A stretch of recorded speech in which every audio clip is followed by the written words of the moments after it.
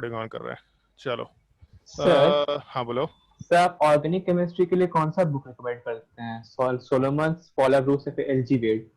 अ, हम तुमको मतलब इन जनरल हम पॉला ब्रूस रिकमेंड करते हैं, बट तुम्हारे बैच में हम पॉला ब्रूस रिकमेंड नहीं करेंगे। तुम्हारे बैच में हम सोलोमन रिकमेंड करेंगे या फिर एक ये है क्लेडन।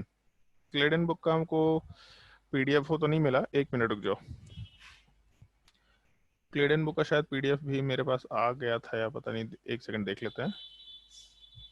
तो इसलिए हम तुम लोगों को पॉला ब्रूस रिकमेंड नहीं करेंगे। मतलब पॉला ब्रूस बुक अच्छा है नो डाउट, बट मतलब बहुत सिंपल टाइप का बुक है। उतना सिंपल टाइप का हम उससे पढ़ करके खुद से सीखे हैं। मतलब वो सिंपल टाइप का बुक है, तो इतने सिंपल टाइप का बुक तुम लोगों को नहीं करना है।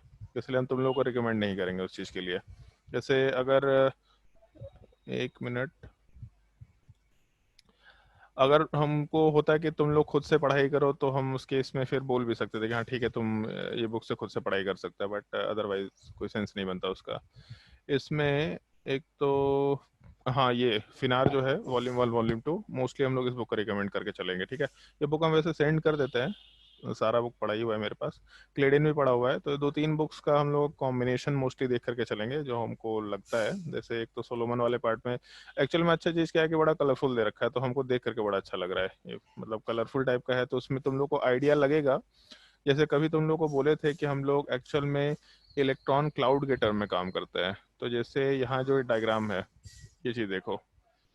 तो यहाँ पे जैसे रेड रीजन है, यहाँ ब्लू रीजन है, ग्रीन रीजन है, येलो रीजन है। तो ये जो चीज़ है ये पूरे के पूरे कंपाउंड के अंदर इलेक्ट्रॉन के क्लाउड को वो करता है, रिप्रेजेंट करता है। यहाँ पे देख रखा है इलेक्ट्रोस्टैटिक पोटेंशियल मैप। मतलब एक मॉलिक्यूल के अंदर जैसे CO3 है, तो तुम लोग को बताया था जैसे रेजोनेटिंग स्ट्रक्चर बनता है, तो रेजोनेटिंग स्ट्रक्चर में हर एक ऑक्सीजन में सेम कंट्रीब्यूशन है। तो जो इलेक्ट्रोस्टैटिक पोटेंशियल है, तो इलेक्ट्रोस्टैटिक पार्ट जो डेवलप हो रहा है, फिर वो पोटेंशियल डिफरेंस जो डेवलप हो रहा है, क्यों डिफरेंस डेवलप हो रहा है? क्योंकि कार्बन ऑक्सीजन के बीच में तो गैप रहेगा ही रहेगा, बट तीनों ऑक्सीजन सेम टाइप का। तो इस तरह का कलरफुल एक डायग्राम दे रखा है। इसको देख के तुम लोग को ऑलमोस्ट आइडिया लगेगा कि हम लोग इलेक्ट्रॉन डेंसिटी जब टर्म यूज किया करते हैं तो उसका बेसिक मतलब क्या होता है। और इस तरह के बहुत सारे टर्म्स आएंगे, मतलब इलेक्ट्रॉन डेंसिटी के टर्म में बहुत सारे हम लोग टर्मिनोलॉजी का यूज करते हुए चलेंगे। और जैसे कुछ कुछ स्ट्रक्चर जो इसमें इतने अच्छे तरीके से दे रखे हैं, तो मोस्टली हम लोग इस तरह का कॉम्बिनेशन यूज करने की कोशिश करेंगे। लेकिन हाँ ये है कि हम बुक में तुम लोग को पॉला ब्रूस सजेशन नहीं देंगे पढ़ने का। बहुत सिंपल टाइप का बुक है, उसको छोड़ भी सकते हैं। वैसे हम तुम लोग को सेंड कर देते हैं ये बुक, एक मिनट, क्योंकि जरूरत तो पड़ेगा ही को। एक तो क्लेडन हम लोग मोस्टली क्वेश्चन सॉल्व करने के लिए यूज़ करें। क्लेडन काफ़ी ज़्यादा डिफिकल्ट टाइप का बुक है, तो हम क्वेश्चन सॉल्व करने के लिए मोस्टली उसको यूज़ करेंगे। और फिनार काफ़ी अच्छा बुक है, मतलब आई एल फिनार वॉल्यूम 1 वॉल्यूम 2। ये बुक मेरे हिसाब से काफ़ी अच्छा बुक है। और पीटर साइक हम सजेशन देंगे कि मन कर गया तो पढ़ लो। जैसे पीटर साइक एक तरीके से तुम्हारा गीता टाइप का छोटा सा बुक है, तो पढ़ने का मन कर गया तो पढ़ो, नहीं पढ़ने का मन किया तो कोई दिक्कत नहीं है, तुम्हारी मर्जी है। तुमको जो भी करना होगा उसमें आराम से कर सकते हैं। बट हम लोग मोस्टली ये तीन बुक कंसिडर करते हुए चलेंगे, सोलोमन, दूसरा क्लेडेन और पीटर साइक, सॉरी आयल फिनार। ये तीन बुक्स का कॉम्बिनेशन। आयल फिनार 2 वॉल्यूम में है, काफ़ी अच्छा बुक है। उसके क्वेश्चंस का लेवल, उसके थ्योरी का लेवल काफ़ी अच्छा है। उस चीज़ का हम लोग डिस्कशन करेंगे आराम से, ठीक है। पॉला ब्रोस हल्का है, तुम लोगों के लिए अच्छा नहीं है, तुम लोगों के लिए हम सजेशन नहीं देंगे। बाकी फाइल थोड़ा बड़ा है, डाउनलोड होने में टाइम लगेगा, तो होने दो डाउनलोड। एक बुक तो आ गया होगा शायद से तुम्हारे पास। सर मेरे पास शायद 12th एडिशन है सोलोमन का। ठीक है, एडिशन एक ही रखा करना, उससे ज़्यादा बेटर होगा, ताकि कुछ भी एक एडिशन बोले तो उसको आराम से पढ़ाई कर पाए, ज़्यादा बेटर है, ठीक है। चलो, तो हम लोग जैसे लेक्चर 1 वाले पार्ट में आते हैं। तो बेसिक इंट्रोडक्शन तो तुम लोग को रिप्रेजेंट नहीं कर रहे। बॉन्ड लाइन स्ट्रक्चर क्या होता है, या फिर कंडेंस्ड फॉर्म क्या होता है, या फिर एक्सपेंडेड फॉर्म क्या होता है, ये तुमको खुद से पढ़ना है। इस चीज़ को हम ज़्यादा दिमाग लगाने की कोशिश नहीं करेंगे तुम लोगों के लिए। बट बाकी सारी चीज़ें क्या होती हैं वो सारा का सारा पार्ट एक एक करके हम डिस्कशन करना शुरू करेंगे। जैसे सबसे पहला पार्ट जो हम लोग डिस्कशन करेंगे वो चीज़ अपना डिग्री ऑफ अनसैचुरेशन वाला पार्ट है। जैसे एक छोटा सा कंसेप्ट होता है जो क्लास 10 में पढ़ा भी होगा तुम लोगों ने, कि अगर हम लोगों के पास एक अल्कीन दे रखा, तो अल्कीन वाले पार्ट में अगर हम लोग हाइड्रोजन का एडिशन कराते हैं तो किसी भी कैटलिस्ट के प्रेजेंस में ये रिएक्शन करा सकते हैं। अब कैटलिस्ट वाले पार्ट में पैलेडियम हो गया, और बाकी लोग भी सुनना जो 10th क्लास वाले लोग हैं, पैलेडियम हो गया या फिर मान लो कि निकेल हो गया जिंक। या फिर प्लेटिनम हो गया, इस तरह के हम लोग कोई भी कैटलिस्ट अगर यूज करें, nickel palladium platinum in general ये तीनों होता है, तब उस केस में इस अल्कीन वाले पार्ट में जो भी कंपाउंड है, जैसे मान लो CH2 होना चाहिए इथीन वाले पार्ट में, तो ये जो हाइड्रोजन है वो इस कैटलिस्ट के प्रेजेंस में आराम से उस कार्बन चेन पे ऐड हो जाता है, और कार्बन चेन पे जब एडिशन होगा तो बेसिकली CH3 वाले पार्ट का फॉर्मेशन हो जाएगा। ऐसा हम लोग आराम से बोल सकते हैं। तो ये जो पूरा का पूरा प्रोसेस है, इसमें जहाँ पे हाइड्रोजन का एडिशन हो रहा है, इस चीज़ को इन जनरल हम लोग रिएक्शन वाइज हाइड्रोजनेशन रिएक्शन बोल सकते हैं। मतलब बोलने का एक तरीका होगा, हाइड्रोजन का एडिशन मतलब हाइड्रोजनेशन। बट पॉइंट ये है कि हाइड्रोजन का एडिशन क्यों हुआ। तो जैसे हम लोग जब कंपाउंड को रिप्रेजेंट कर रहे थे तो उसमें एक पाई बॉन्ड था, और पाई बॉन्ड थोड़ा वीक होता है as compare to sigma bond. तो इसीलिए अगर एक पाई बॉन्ड वाला पार्ट अपने आप को 2 सिग्मा बॉन्ड में कन्वर्ट करेगा तो पूरे कंपाउंड को ज़्यादा स्टेबिलिटी देगा। तो इस वजह से कंपाउंड में जब भी कभी पाई बॉन्ड होगा, चाहे डबल बॉन्ड हो या ट्रिपल बॉन्ड, उससे मतलब नहीं हो, बट जब भी कभी पाई बॉन्ड होगा तो वहाँ पे ग्रुप्स का एडिशन पॉसिबल हो सकता है, और वो केवल हाइड्रोजन हो या कोई और ग्रुप, उससे मतलब नहीं है, बट ग्रुप्स का एडिशन पॉसिबल हो सकता है। इस एक पूरी चीज़ को हम लोग एडिशन रिएक्शन बोल सकते हैं। और अगर हाइड्रोजन का एडिशन हुआ in the presence of catalyst, तो वहाँ पे हम लोग टर्म हाइड्रोजनेशन आराम से यूज कर सकते हैं। तो अगर एक अनसैचुरेशन है या फिर एक पाई बॉन्ड है, तो इस केस में हम लोग हाइड्रोजन का एडिशन आराम से कर सकते हैं। तो इसी से एसोसिएटेड एक छोटा सा कंसेप्ट कंसिडर कर लिया जाता है, जो हम लोग को मोस्टली डिस्कस करना होता है, जिसको हम लोग डिग्री ऑफ अनसैचुरेशन बोलते हैं। मतलब लिखने का एक तरीका है डिग्री ऑफ अनसैचुरेशन, या फिर इसी चीज को हम लोग डबल बॉन्ड इक्विवेलेंट भी बोलते हैं, डबल बॉन्ड इक्विवेलेंट, या फिर इसी चीज को हम लोग हाइड्रोजन एडिशन इंडेक्स भी बोलते हैं, हाइड्रोजन एडिशन इंडेक्स। मतलब ये लिखने का एक तरीका है बेसिकली। ये तीनों में से कुछ भी नाम यूज करो, कोई दिक्कत नहीं है। बट जैसे अगर समझना होगा तो ज़्यादा बेटर ऑप्शन सबसे लास्ट वाला पार्ट होता है, हाइड्रोजन एडिशन इंडेक्स, बट इसको हम लोग नॉर्मली यूज़ नहीं किया करते हैं।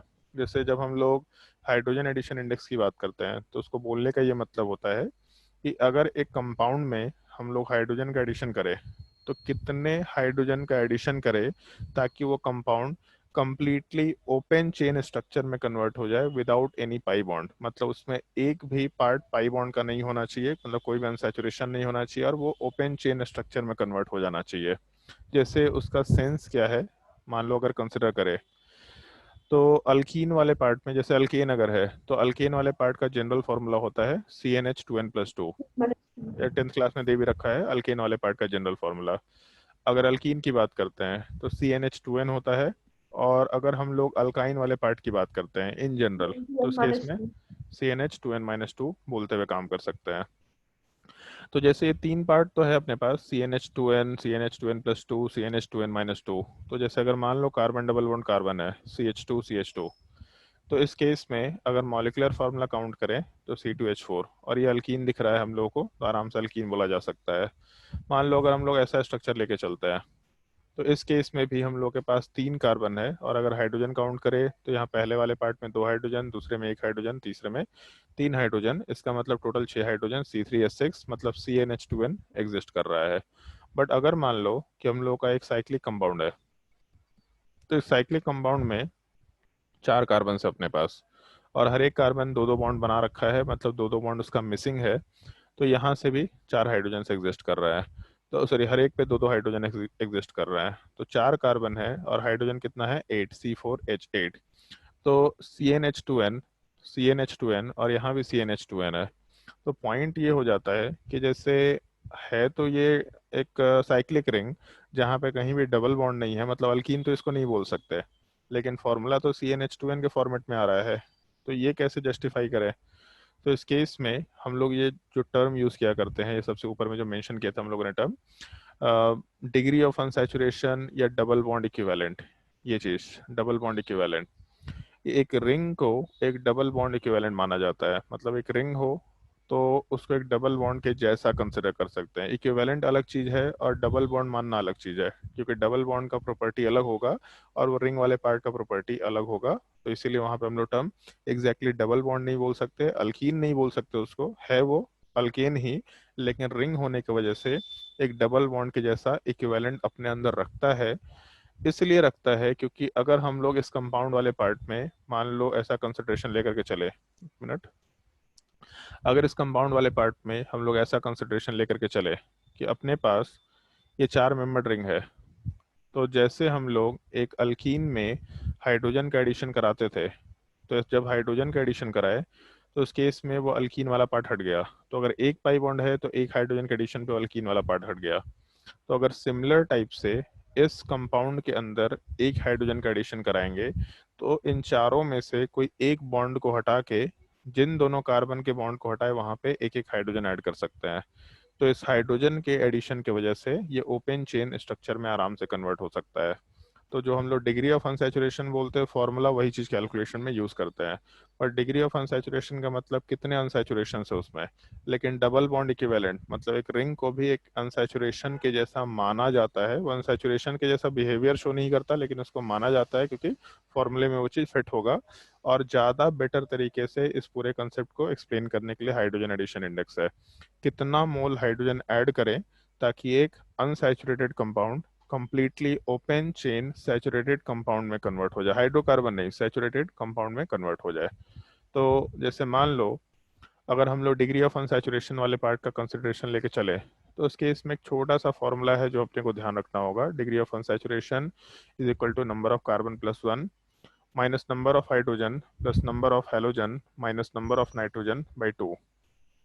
और इस पूरे के पूरे फॉर्मूले में हम लोग कहीं भी ऑक्सीजन को काउंट नहीं करते, कहीं भी सल्फर वाले पार्ट को काउंट नहीं करते हैं। केवल हम लोग के पास कार्बन एग्जिस्ट करेगा, एक्स वाले पार्ट से हम लोग हेलोजन्स को रिप्रेजेंट करेंगे, एच वाला पार्ट हाइड्रोजन रहेगा। इनफैक्ट ऑर्गेनिक केमिस्ट्री में एक्स वाला पार्ट हमेशा हेलोजन को ही रिप्रेजेंट करेगा, और एन वाले पार्ट को हम लोग नाइट्रोजन कंसिडर कर सकते हैं। तो फॉर्मूला तो सिंपल सा है, डिग्री ऑफ अनसैचुरेशन या double bond equivalent is equal to number of carbon plus 1, जो भी मॉलिक्यूलर फॉर्मूले में कार्बन दिया उसमें 1 ऐड करो, माइनस केवल दूसरे साइड में माइनस है पूरा का पूरा पार्ट, और उसी में बाई 2 है, number of hydrogen plus number of halogen minus number of nitrogen by 2। Although ये फॉर्मूला एनसीईआरटी में कहीं नहीं है और ये फॉर्मूले का डायरेक्ट सवाल रेयरली पूछा जाएगा, लेकिन जब भी कभी सवाल में ऐसा मेंशन किया line an unknown compound with this molecular formula, मतलब कोई भी अननोन कंपाउंड है और उसका मॉलिक्यूलर फार्मूला दिया, तो इस तरह के क्वेश्चंस में बाय डिफॉल्ट ऑलमोस्ट ऐसा होता है कि हम लोगों को वो अननोन कंपाउंड का स्ट्रक्चर आइडेंटिफाई करना होता है। तो कैसे आइडेंटिफाई करेंगे स्ट्रक्चर, तो उसका सिंपल सा तरीका है, सबसे पहला स्टेप और सबसे एलिमेंट्री स्टेप, तुमको डिग्री ऑफ अनसैचुरेशन उसमें इंक्लूड करना ही पड़ेगा। मतलब बाय डिफॉल्ट वहाँ पे ये फॉर्मूला हम लोग को कंसिडर करते हुए काम करना होता है। तो number of carbon plus 1 minus number of hydrogen plus number of halogen minus number of nitrogen by 2। और इस पूरे कंसेप्ट में उल्टा भी काम कर सकते हैं। अगर डिग्री ऑफ अनसैचुरेशन 1 है, इसका मतलब एक पाई बॉन्ड होगा। एक पाई बॉन्ड का मतलब एक डबल बॉन्ड हो सकता है या फिर एक रिंग हो सकता है जो कि डबल बॉन्ड इक्विवेलेंट है। अगर डिग्री ऑफ अनसैचुरेशन 2 हो गया तो दो पाई बॉन्ड चाहिए। अगर दो पाई बॉन्ड चाहिए तो एक ट्रिपल बॉन्ड हो सकता है, मतलब अल्काइन टाइप का स्ट्रक्चर, या दो डबल बॉन्ड भी हो सकता है, मतलब डाई अल्कीन या डाई इन का स्ट्रक्चर, या फिर दो रिंग हो सकता बाईसाइक्लिक। है। क्या? हाँ, वो बाईसाइक्लिक। बाईसाइक्लिक को हम लोग दो रिंग बोल सकते हैं, कि दो रिंग हो सकता है बेसिकली। अब दो रिंग बाईसाइक्लिक कंपाउंड हो या दो साइकिल हो, जैसे बाईसाइक्लो कंपाउंड बोलना थोड़ा अलग कंसिडरेशन है, और दो रिंग का स्ट्रक्चर कंपाउंड में एग्जिस्ट करना थोड़ा अलग स्ट्रक्चर है। बाईसाइक्लिक कंपाउंड क्या होता है, अभी जस्ट थोड़ा डिस्कस करेंगे, हम एक क्वेश्चन के फॉर्मेट में आएगा तो डिस्कशन करेंगे। और इस दो रिंग पे हम लोग ऐसा भी कर सकते हैं कि दो रिंग के जगह पे एक रिंग हो गया तो एक अनसैचुरेशन, प्लस एक डबल बॉन्ड हो गया तो दूसरा अनसैचुरेशन, ये भी एक पॉसिबिलिटी आराम से कंसिडर कर सकते हैं। तो अगर डिग्री ऑफ अनसैचुरेशन 3 होगा तो कुछ और भी पॉसिबिलिटीज आएगा, लेकिन ये पॉसिबिलिटी राइट डायरेक्शन में याद नहीं रखना है, उल्टा याद रखना है। कि अगर एक कंपाउंड का स्ट्रक्चर दिया और उस स्ट्रक्चर वाले पार्ट को हम लोग को रिलेट करना है डिग्री ऑफ अनसैचुरेशन से, तो अगर एक रिंग दिया तो एक अनसैचुरेशन, एक डबल बॉन्ड दिया तो एक अनसैचुरेशन। हाँ, ये है कि ऑल्दो हम लोग मॉलिक्यूलर फॉर्मूले में ऑक्सीजन को काउंट नहीं कर रहे हैं, लेकिन अगर डबल बॉन्ड ऑक्सीजन से अटैच्ड होगा तो उस केस में उसको अनसैचुरेशन में काउंट कर रहे होंगे। मतलब अगर मान लो कि प्रोपेनॉन का स्ट्रक्चर है, अरे यार, मान लो अगर प्रोपेनॉन का स्ट्रक्चर है तो इस केस में एक डबल बॉन्ड है यहाँ पे, अगर एक पाई बॉन्ड है तो हम लोग डिग्री ऑफ अनसैचुरेशन सीधा 1 के बराबर मेंशन कर सकते हैं। कैलकुलेट करके भी देखना होगा तो कर सकते हैं, लेकिन अनसैचुरेशन 1 निकल के आएगा ही आएगा, क्योंकि पहले कार्बन के ऊपर 3 हाइड्रोजन है, दूसरे कार्बन में इधर 3 हाइड्रोजन है, बीच में कोई भी हाइड्रोजन नहीं है। तो C3, उसके अलावा H6 और O, तो इस पूरे पार्ट में अगर ऑक्सीजन को काउंट नहीं कर रहे डिग्री ऑफ अनसैचुरेशन में, तो इसका मतलब क्या है? तो बचा अपने पास केवल C3H6, CnH2n, जो कि अल्कीन के जैसा फॉर्मूला होता है। आराम से डिग्री ऑफ अनसैचुरेशन 1 निकाल के चल सकते हैं। और इसीलिए ये पार्ट जरूरी है कि अगर डिग्री ऑफ अनसैचुरेशन वाला पार्ट 1 है तो उसका इस तरह का स्ट्रक्चर होगा, मतलब वहाँ पे एक डबल बॉन्ड होगा, एक रिंग होगा। या अगर एक रिंग है, एक डबल बॉन्ड है, तो डिग्री ऑफ अनसैचुरेशन वाला पार्ट आराम से 1 के बराबर होगा। ऐसा बोलते हुए चल रहे हैं हम लोग। तो इस केस में नॉर्मली जब हम लोग आइसोमर पढ़ते हैं, आइसोमर का डेफिनेशन क्या होता है अनूप?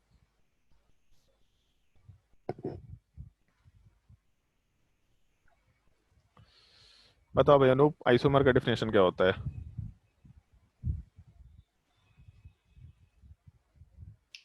सर अलग अलग आइसोमर होता है ना।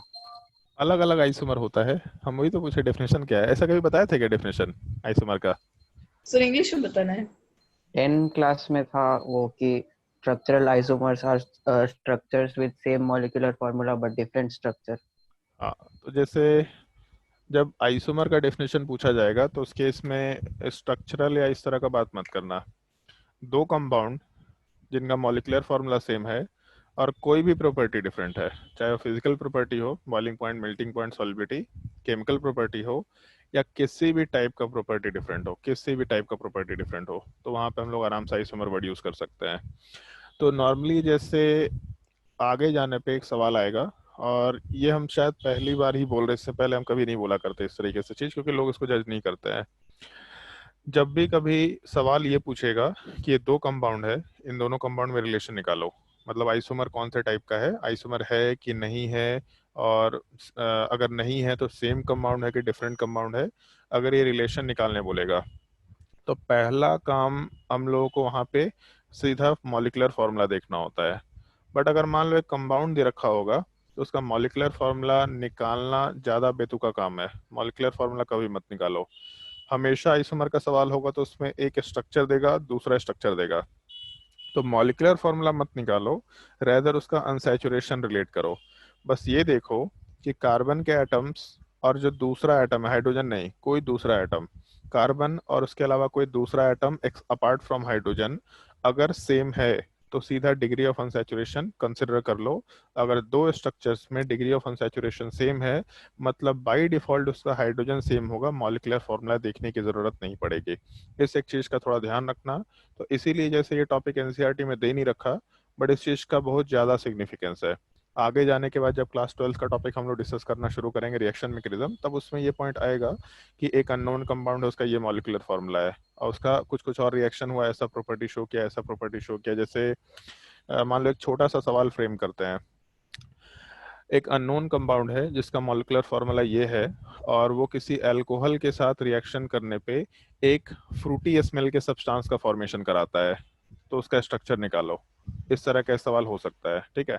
तो जैसे ये जो इन्फॉर्मेशन दिया कि फ्रूटी स्मेल के सब्सटेंस का फॉर्मेशन होता है, ऐसा कहीं पे सुना है Frooti smell?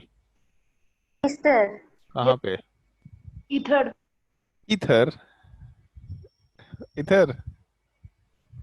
Ester. Ester? Ether नहीं था वहां पे, ईस्टर वाला पार्ट था, ठीक है।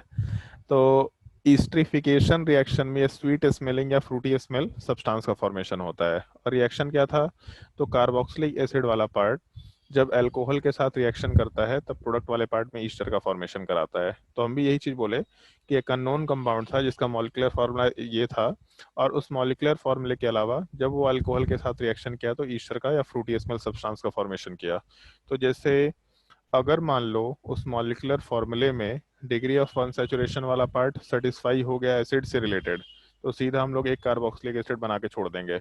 बट अगर उसके अलावा और भी कुछ प्रॉपर्टी है इसी टाइप से तो हम लोग कंपाउंड के अननोन स्ट्रक्चर को आइडेंटिफाई करने के लिए डिग्री ऑफ अनसैचुरेशन से चीज़ों को रिलेट करते हैं। मतलब एक तरीके से हम ऐसा सोचते हैं, मतलब हम ऐसा जब हम पढ़े थे तो हम जो भी सवाल देख रहे थे तो पॉलीब्रोस में सवाल देख के हमको ऑलमोस्ट ऐसा ही लगा कि कुछ नहीं समझ में आ रहा है, बट सबसे पहला काम डिग्री ऑफ अनसैचुरेशन कैलकुलेट करना ही करना है। तो इसलिए ये टॉपिक बहुत ही एलिमेंटल टाइप का टॉपिक है, बट बिल्कुल हर जगह पे यूज़ करते चले जाना होगा, अपने को थोड़ा ध्यान रखना होगा। बस ऑक्सीजन को काउंट नहीं करते, ये ध्यान रखना है, और फॉर्मूले में नाइट्रोजन को माइनस करेंगे। हेलोजन को बेसिकली हम लोग यहाँ पे ऐड कर रहे हैं, जैसे इस फॉर्मूले में ऐसा दे रखा है कि हम लोग हाइड्रोजन वाले पार्ट को ऐड कर रहे हैं। तो number of hydrogen plus number of halogen, अब हाइड्रोजन एक बॉन्ड बनाता है, कार्बन के साथ हेलोजन भी एक बॉन्ड बनाता है, तो वहां पे हेलोजन हो या उसको इक्विवेलेंट टू हाइड्रोजन बोल दो, उसमें कोई दिक्कत नहीं है। तो जब भी कभी मॉलिक्यूलर फार्मूला दे रखा होगा और उसमें हेलोजन होगा तो उतने ही हाइड्रोजन कंसिडर करके उसको ट्राई करना अल्केन अल्कीन अल्काइन के जनरल फार्मूले में पुट करने की कोशिश में। अगर उस तरह का स्ट्रक्चर हो पाएगा तो बहुत अच्छी चीज़ है, आराम से क्वेश्चन वाले पार्ट को सॉल्व कर पाएंगे। तो जैसे एक छोटा सा पार्ट हम डिस्कशन कर रहे हैं, मान लो कि सवाल अगर पूछा calculate the degree of unsaturation, एक काम करो तुम लोग, ये फॉर्मूला अगर नोट करना है तो नोट कर लो अपने कॉपी में, ताकि क्वेश्चन सॉल्व करते वक्त कोई दिक्कत ना हो।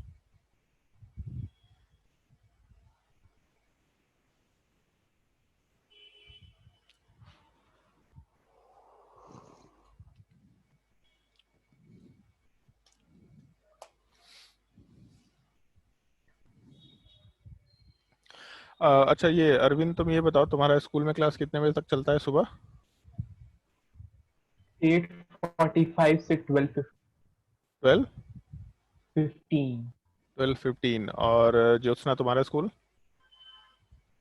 7:30 to 10:40. ओके। तो तुम्हारा जैसे इनऑर्गेनिक केमिस्ट्री का जो क्लास है, उत्कर्ष करके एक मेरा स्टूडेंट ही रह चुका है, तो वो तुम लोग इनऑर्गेनिक केमिस्ट्री पूरा पढ़ाना शुरू करेगा, मतलब एक एक पार्ट जो उसमें सब कुछ दे रखा है विथ निमोनिक्स वगैरह सब कुछ। तुम लोग का क्लास सुबह के टाइम पे हम लोग कोऑर्डिनेट करेंगे, क्योंकि शाम में स्लॉट भी खाली नहीं है। तो जिस दिन तुम लोग का 2 क्लास होता है उस दिन तो नहीं लगाएंगे, बट जिस दिन तुम लोग का एक एक क्लास है उस दिन हम सुबह के स्लॉट में आराम से क्लासेस लगाएंगे तुम लोग का। और इनऑर्गेनिक केमिस्ट्री में जैसे मेरा जो उससे डिस्कशन हुआ था, कल वो आया हुआ था घर पे, तो उससे प्रॉपरली डिस्कशन हुआ। तो इनऑर्गेनिक केमिस्ट्री में बोला कि सर केपीआई में जैसे उसके ईयर में केवल एक ही स्टूडेंट का सिलेक्शन हुआ था, केवल एक ही स्टूडेंट का। बोला कि सर प्रॉब्लम यही था कि इतना आसान सवाल पूछा जाता है कि बना तो सकते हैं लेकिन पता ही नहीं होता ये सब चीज़, स्पेशली इनऑर्गेनिक केमिस्ट्री। तो आप जो सोच रहे हैं इनऑर्गेनिक केमिस्ट्री बहुत सही है, हम सारा का सारा इनऑर्गेनिक केमिस्ट्री उन लोगों को प्रॉपरली पढ़ा देंगे, रिवाइज करा देंगे। और वो उसके पास 2 ऑप्शन है, जैसे कल पूछ रहा था कि सर मतलब लिख लिख के पढ़ाना है पूरा, कि नोट्स हम अपना दे दें और उसमें एक्सप्लेन कर दें। तो बोले कि उन लोग मतलब तुम्हारे बैच के लिए हम तो बोले हैं कि अपना नोट्स दे देना, उसमें सारी चीज़ों को एक्सप्लेन करना, तो वन नोट में नोट्स उनके पास पहले से भी होगा, नोट में भी एक्सप्लेन कर सकते हैं, वन नोट में अलग से एक्सप्लेन कर सकते हैं, और मोस्टली तुम लोग का क्वेश्चन सॉल्विंग होगा। मतलब केमिकल बॉन्डिंग के रिलेटेड जो भी कंसेप्ट है वो सारी चीज़ एक्सप्लेन करेगा। कुछ निमोनिक्स वाला पार्ट उसके कॉपी में भी रहेगा, उस चीज़ को भी एक्सप्लेन कर रखा होगा। और क्वेश्चन पे क्वेश्चन सॉल्विंग चलेगा, मतलब तुम्हारा जितना हो सकता है उसमें क्वेश्चन सॉल्विंग चलेगा, ताकि वो इनऑर्गेनिक की चीज़ें 1 बार 2 बार 3 बार 4 बार 5 बार बार बार तुम लोग के सामने रिपीट होता चला जाए। तो तुम तीनों का जो 12th वाले स्टूडेंट्स हैं, तुम तीनों का इनऑर्गेनिक केमिस्ट्री का क्लास अलग से चलेगा, जो मॉर्निंग के टाइम पे ही रहेगा तुम्हारे स्कूल के सेशन के बाद। 10th वालों का क्लास नहीं होगा इनऑर्गेनिक केमिस्ट्री का। तो उसमें प्रॉब्लम ये चीज़ आएगा कि सर जो टेस्ट होगा उसमें क्या होगा। तो टेस्ट का केमिस्ट्री का पैटर्न थोड़ा सा चेंज करेंगे। जो तुम्हारा केमिस्ट्री का पार्ट टेस्ट होगा उसमें हम लोग केमिस्ट्री का टेस्ट 1.5 घंटे का लेंगे, पूरे सिलेबस का जो नॉर्मल हम पढ़ा रहे हैं। उसके अलावा इनऑर्गेनिक केमिस्ट्री का टेस्ट अलग से 1 घंटे का या फिर आधे घंटे का हुआ करेगा, वो तुम लोग का 3 लोगों का अलग से रहेगा, मतलब 1.5 घंटे का एक टेस्ट हुआ, उसके बाद फिर आधे घंटे का गैप, और फिर 1 घंटे का या फिर आधे घंटे का एक टेस्ट केवल इनऑर्गेनिक केमिस्ट्री का होगा। और जो क्यूमुलेटिव टेस्ट होगा उसमें हम लोग इनऑर्गेनिक केमिस्ट्री नहीं डाला करेंगे, क्यूमुलेटिव टेस्ट में जितना हम लोग नॉर्मल बैचेज में पढ़ा रहे हैं केवल उन्हीं टॉपिक्स को डाला करेंगे, ताकि उसमें इनऑर्गेनिक केमिस्ट्री का जो पार्ट नहीं भी पढ़ रखा हो उससे कोई दिक्कत ना हो, ठीक है। और जब 12th वालों का टेस्ट चलना शुरू होगा, 11th क्लास का टेस्ट सीरीज, तो ये जो 11th वाले जो स्टूडेंट लोग हैं तुम लोग आराम से दे सकते हो, क्योंकि शुरू के टेस्ट सीरीज में नेक्स्ट मंथ से शुरू का ही 3 टॉपिक आएगा। तो शुरू का 3 टॉपिक वो सब तुम लोग का पढ़ा हुआ होगा, तो शुरू के जो 3-4 टेस्ट होंगे वो सब तुम लोग आराम से दे सकते हो। तो उसमें इनऑर्गेनिक केमिस्ट्री वाला पार्ट भी इंक्लूडेड रहेगा, ठीक है। तो अगले वीक से शेड्यूल क्या होगा तुम लोग को एक बार कन्वे कर देंगे हम, तुम लोग अलग से इनऑर्गेनिक केमिस्ट्री का वीक में 2 या 3 क्लास चल रहा होगा। चलो क्वेश्चन नोट करो। कैलकुलेट द, सिंपल सा क्वेश्चन है, फटाफट कैलकुलेट कर सकते हैं। Degree of unsaturation.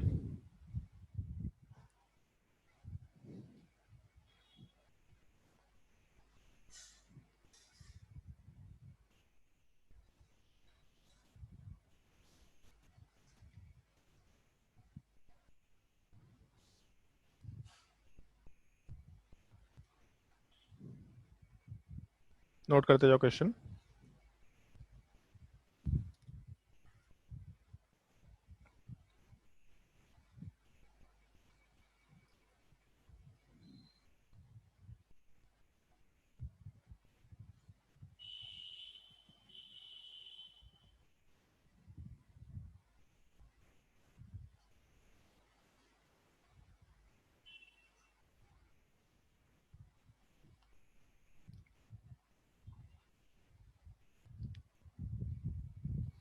इस एक कंपाउंड के क्लासिफिकेशन का ध्यान रखना, इस चीज को 8 नंबर वाले पार्ट को हम लोग स्पाइरो कंपाउंड बोलते हैं। और स्पाइरो कंपाउंड ऑलमोस्ट इस टाइप से रहता है। हम लोग इस तरह का छोटा सा इंट्रोडक्शन पहले ले चुके थे केमिकल बॉन्डिंग में।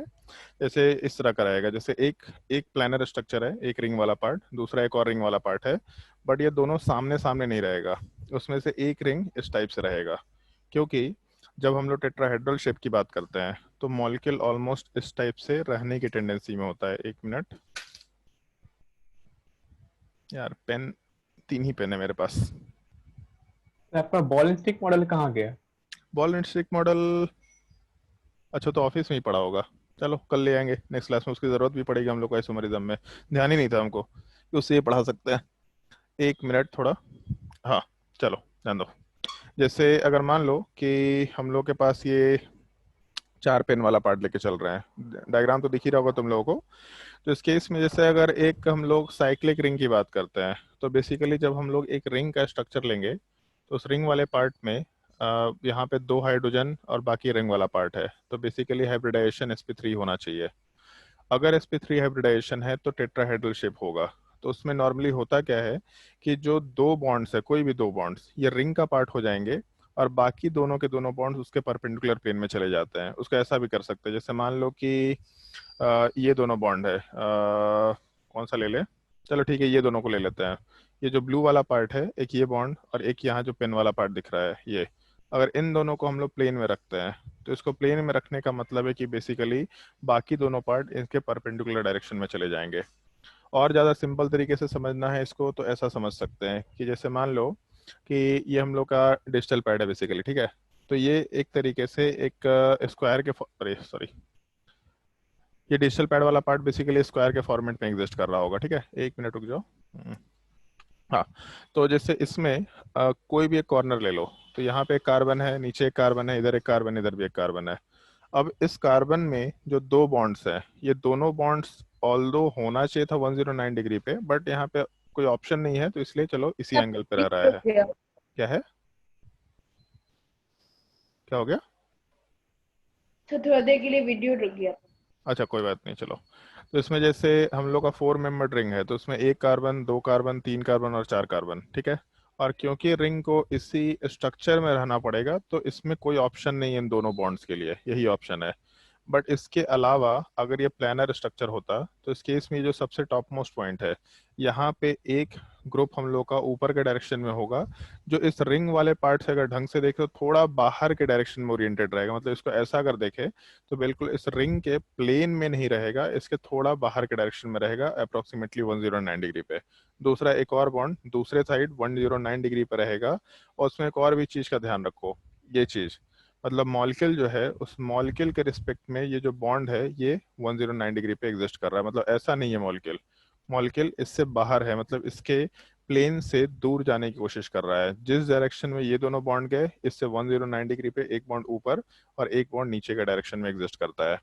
तो होता क्या है कि जैसे मान लो अगर 2 रिंग्स होते हैं, तो 2 रिंग वाले पार्ट में पॉइंट ये हो जाता है कि मान लो एक ये रिंग है, ठीक है। इस रिंग वाले पार्ट में हम लोग के पास यहाँ पे एक 4 मेंबर रिंग दे रखा, तो यहाँ से जो 2 बॉन्ड है ये तो रहेगा, बट बाकी जो दोनों बॉन्ड्स है ये प्लेन में बाहर के तरफ और प्लेन में पीछे की तरफ जाएगा। तो अगर ये 2 रिंग्स वाले पार्ट एक ही कार्बन से अटैच्ड होंगे तो दोनों के दोनों एक दूसरे के साथ सेम प्लेन में नहीं होंगे, एक पार्ट ऐसा परपेंडिकुलर प्लेन में एग्जिस्ट करना शुरू कर देगा।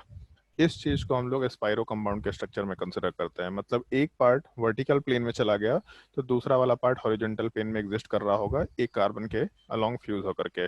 इस एक स्ट्रक्चर का थोड़ा ध्यान रखना। बॉन्डिंग में बताया था। हाँ, बॉन्डिंग में इस तरह का स्ट्रक्चर बताए थे, बट वहाँ पे शायद से हम अल्कीन का स्ट्रक्चर बताए थे जहां तक हमको ध्यान है। वहाँ पे हम लोग स्पाइरो कंपाउंड वाला पार्ट नहीं बताए थे हमको जहां तक ब्रिज लगता है। बॉन्ड में भी ऐसा आया था। क्या बताए थे? ब्रिज बॉन्ड में भी ऐसा आया था स्ट्रक्चर। ब्रिज बॉन्ड में? Yes sir.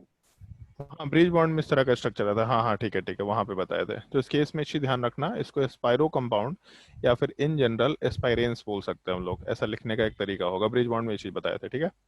ट्राई करते जाओ क्वेश्चन।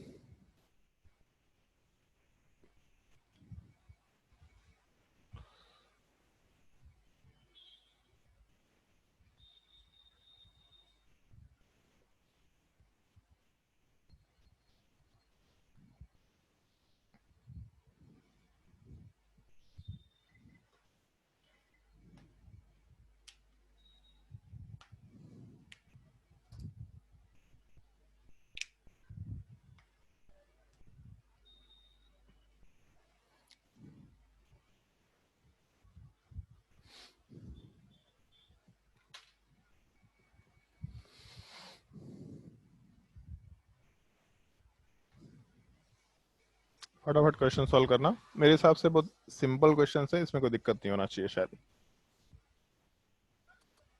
बन गया सर। ओके, बताते जाओ आंसर। 1 का 1, 2 का 0, 3 का 0, 4 का 0, 1 2 का 0, 3 का 0, 4 का 0, 5 का 2, 2, 6 का 1। 6 का 1। हाँ 1 पक्का? सोच समझ के बताना। 4। 6 का 4। हाँ 4 है। 6 वाले केस में बेंजीन रिंग है। बेंजीन का मतलब 3 पाई बॉन्ड होता है, 6 और बताया हाँ था सर, 4 होगा। तो वहाँ पे एक सर्कल से उसको रिप्रेजेंट करता है, ठीक है। यार बाइक में लोग साइलेंसर क्यों हटवा लेते हैं हमको समझ नहीं आता है सीरियसली। क्या मजा आता है उससे? ऐसे ऐसे इतना बढ़िया आवाज करता है क्या? Question number 7।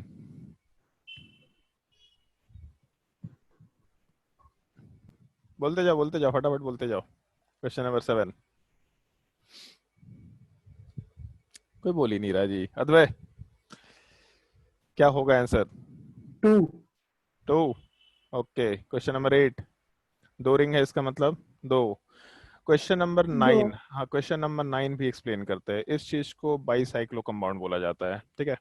और उसको रिप्रेजेंट करने का दोनों तरीका है। इनफैक्ट जैसे इस तरह का और भी स्ट्रक्चर हो सकता है। जैसे मान लो, एक छोटा सा डिफरेंस देखना पहले स्ट्रक्चर में और दूसरे स्ट्रक्चर में। इधर 6 मेंबर रिंग, इधर भी 6 मेंबर रिंग, बट यहाँ 2 कार्बन और यहाँ 1 कार्बन दे रखा है। तो रिप्रेजेंटेशन के तरीके में हम लोग ऐसा कुछ रिप्रेजेंटेशन यूज करेंगे। इधर 1 कार्बन था, यहाँ 2 कार्बन हो गया। और ऐसा कोई रूल नहीं है कि यहाँ पे 1 कार्बन नीचे वाले पार्ट में नहीं रहेगा, ऐसा ये भी हो सकता है। ऐसा भी स्ट्रक्चर रिप्रेजेंट कर सकते हैं। वो अपने मन पे है, तुमको जो यूज करना है करो, कुछ भी चलेगा। इस कंपाउंड को हम लोग बाईसाइक्लो बोलते हैं। जैसे बाईसाइक्लिक मतलब ऊपर वाला केस हो गया, जैसे स्पाइरो कंपाउंड है तो स्पाइरो कंपाउंड को हम लोग बाईसाइक्लिक बोल सकते हैं, या उसके ऊपर वाले को बाईसाइक्लिक बोल सकते हैं।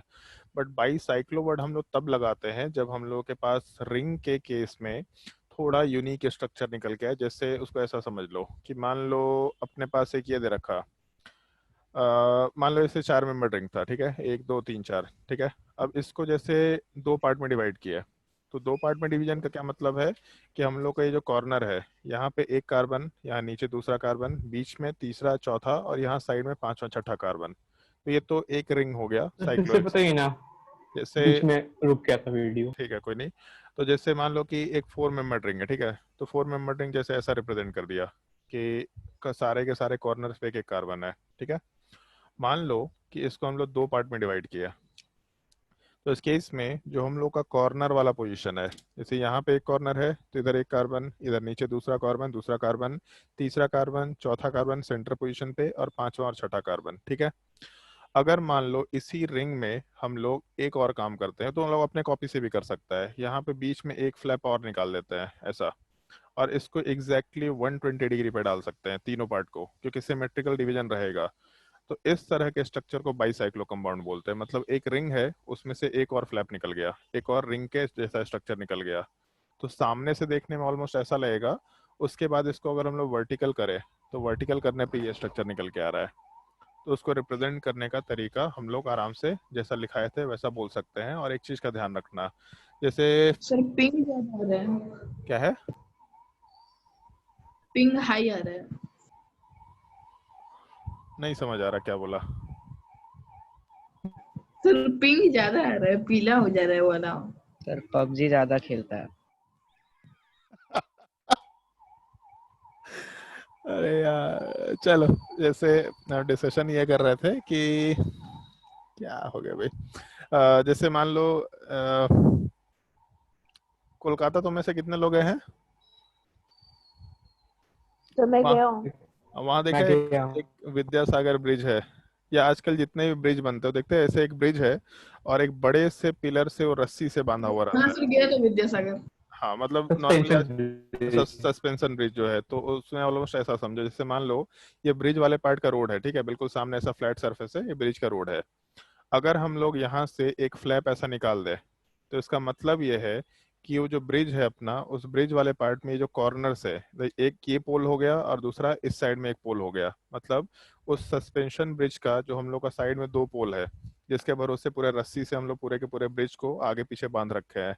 तो ये जो अपना एक रोड है बेसिकली 6 मेंबर रिंग, अगर इसमें हम लोग एक फ्लैप निकाल दे और तो नीचे वाला पार्ट एक रोड के जैसा बिहेव करेगा, और ऊपर का जो पूरा स्ट्रक्चर है, ये ऊपर के पूरे स्ट्रक्चर को हम लोग उस ब्रिज के पोल के जैसा कंसिडर कर सकते हैं।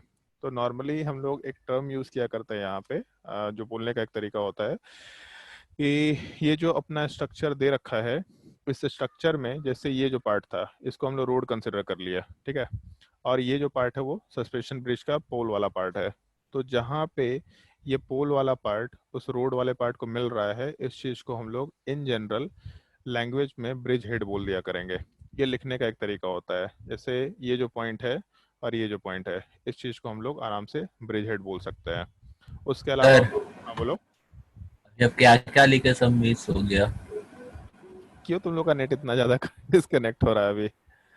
चलो ध्यान दो। आज जैसे अगर हम लोग बाईसाइक्लो कंपाउंड की बात करते हैं तो जहाँ पे ये दोनों रिंग्स के फ्लैप, जैसे एक फ्लैट रिंग था फिर उसके बाद उसमें से एक और फ्लैप आया, तो जहाँ पे ये दोनों या तीनों स्ट्रक्चर्स वाले पार्ट के फ्लैप एक ही जगह पे खत्म हो रहे हैं या फिर जहाँ पे मिल रहे हैं ये फ्लैप वाले पार्ट, तो इस कॉमन कार्बन में जहाँ से एक फ्लैप शुरू हुआ, जहाँ से दूसरा फ्लैप शुरू हुआ, जहाँ से तीसरा फ्लैप शुरू हुआ, इस पार्टिकुलर पॉइंट को हम लोग ब्रिज हेड बोला करते हैं। ये लैंग्वेज है जिसको थोड़ा ध्यान रखना होता है।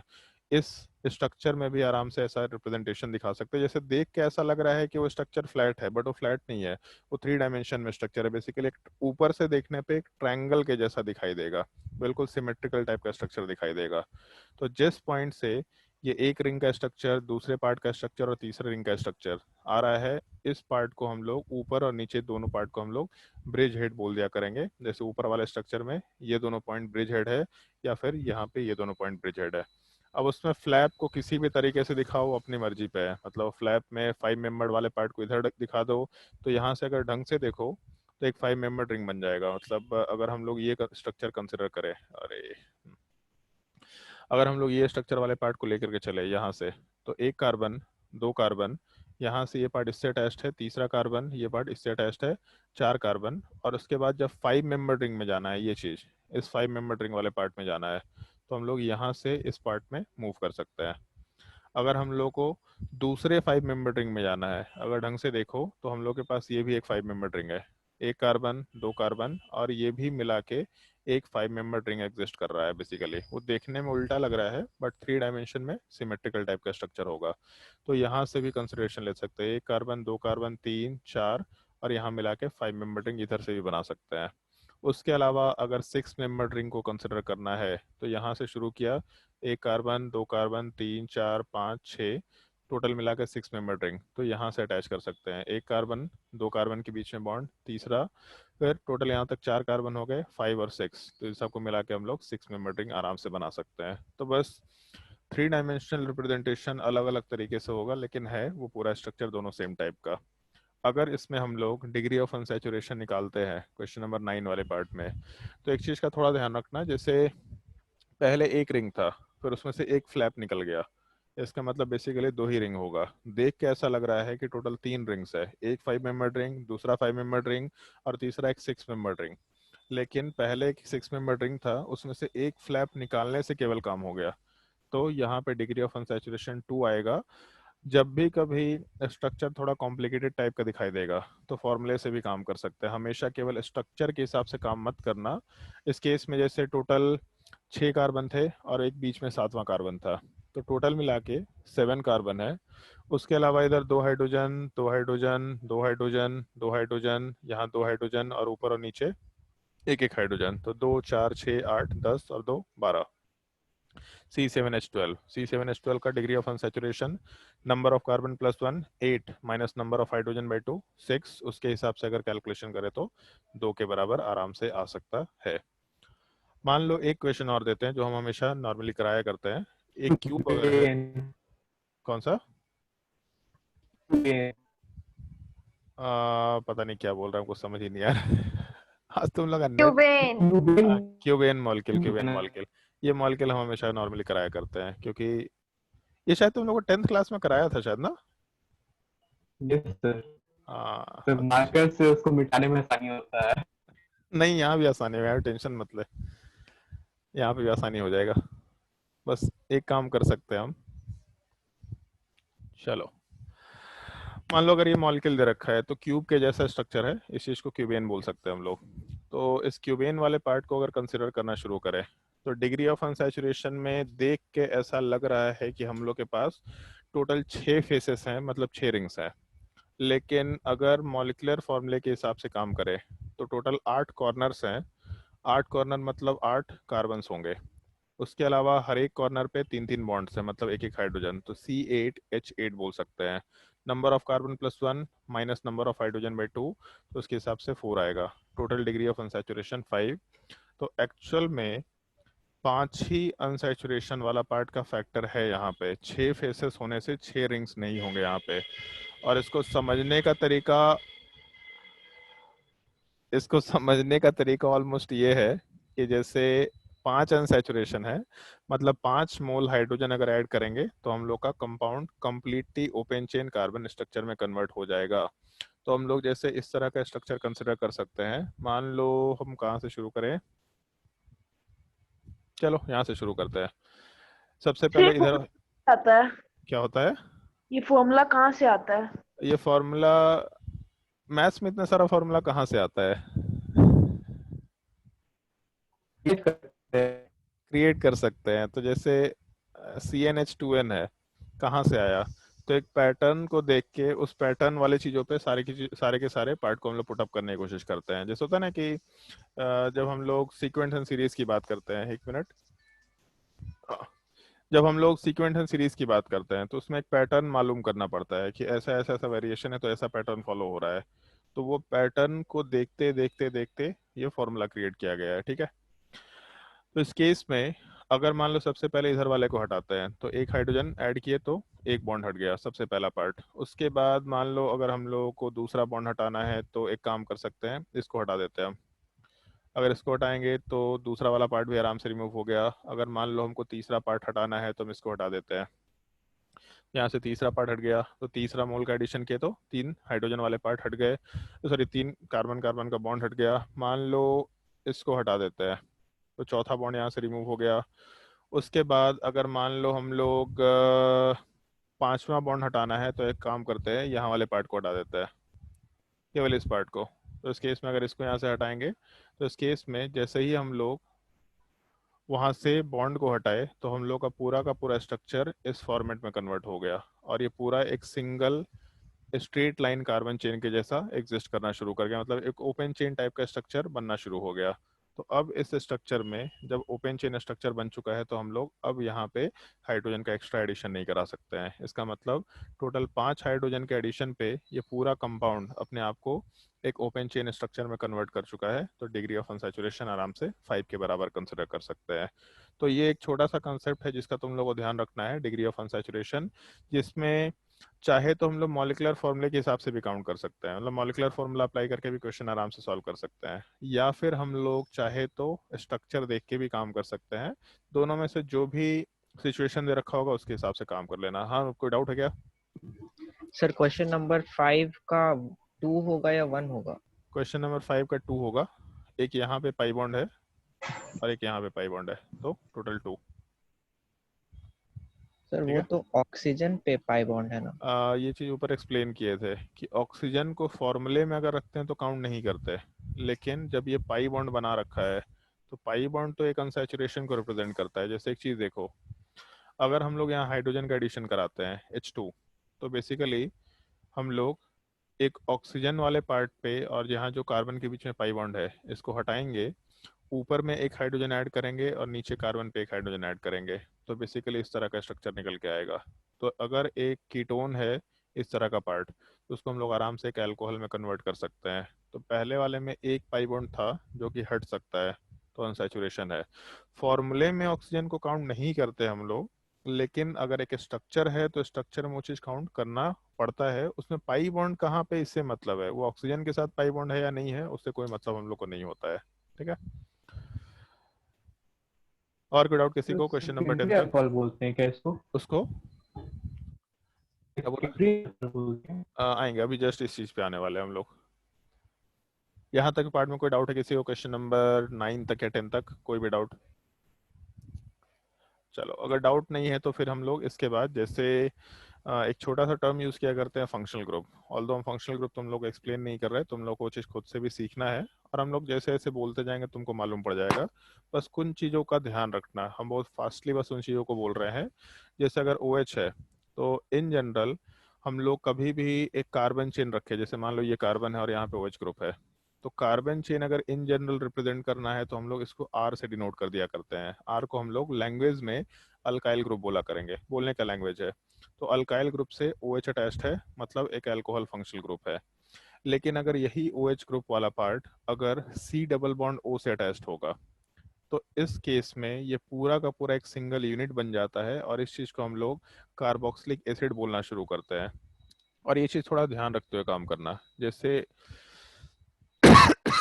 जैसे ये जो पार्ट है C डबल बॉन्ड O, इस C डबल बॉन्ड O वाले पार्ट को इन जनरल हम लोग लैंग्वेज में कार्बोनिल कार्बन बोलते हैं या कार्बोनिल ग्रुप बोलते हैं। कार्बोनिल ग्रुप बोलना ज़्यादा बेटर ऑप्शन है, कार्बन केवल ये होगा कार्बोनिल कार्बन।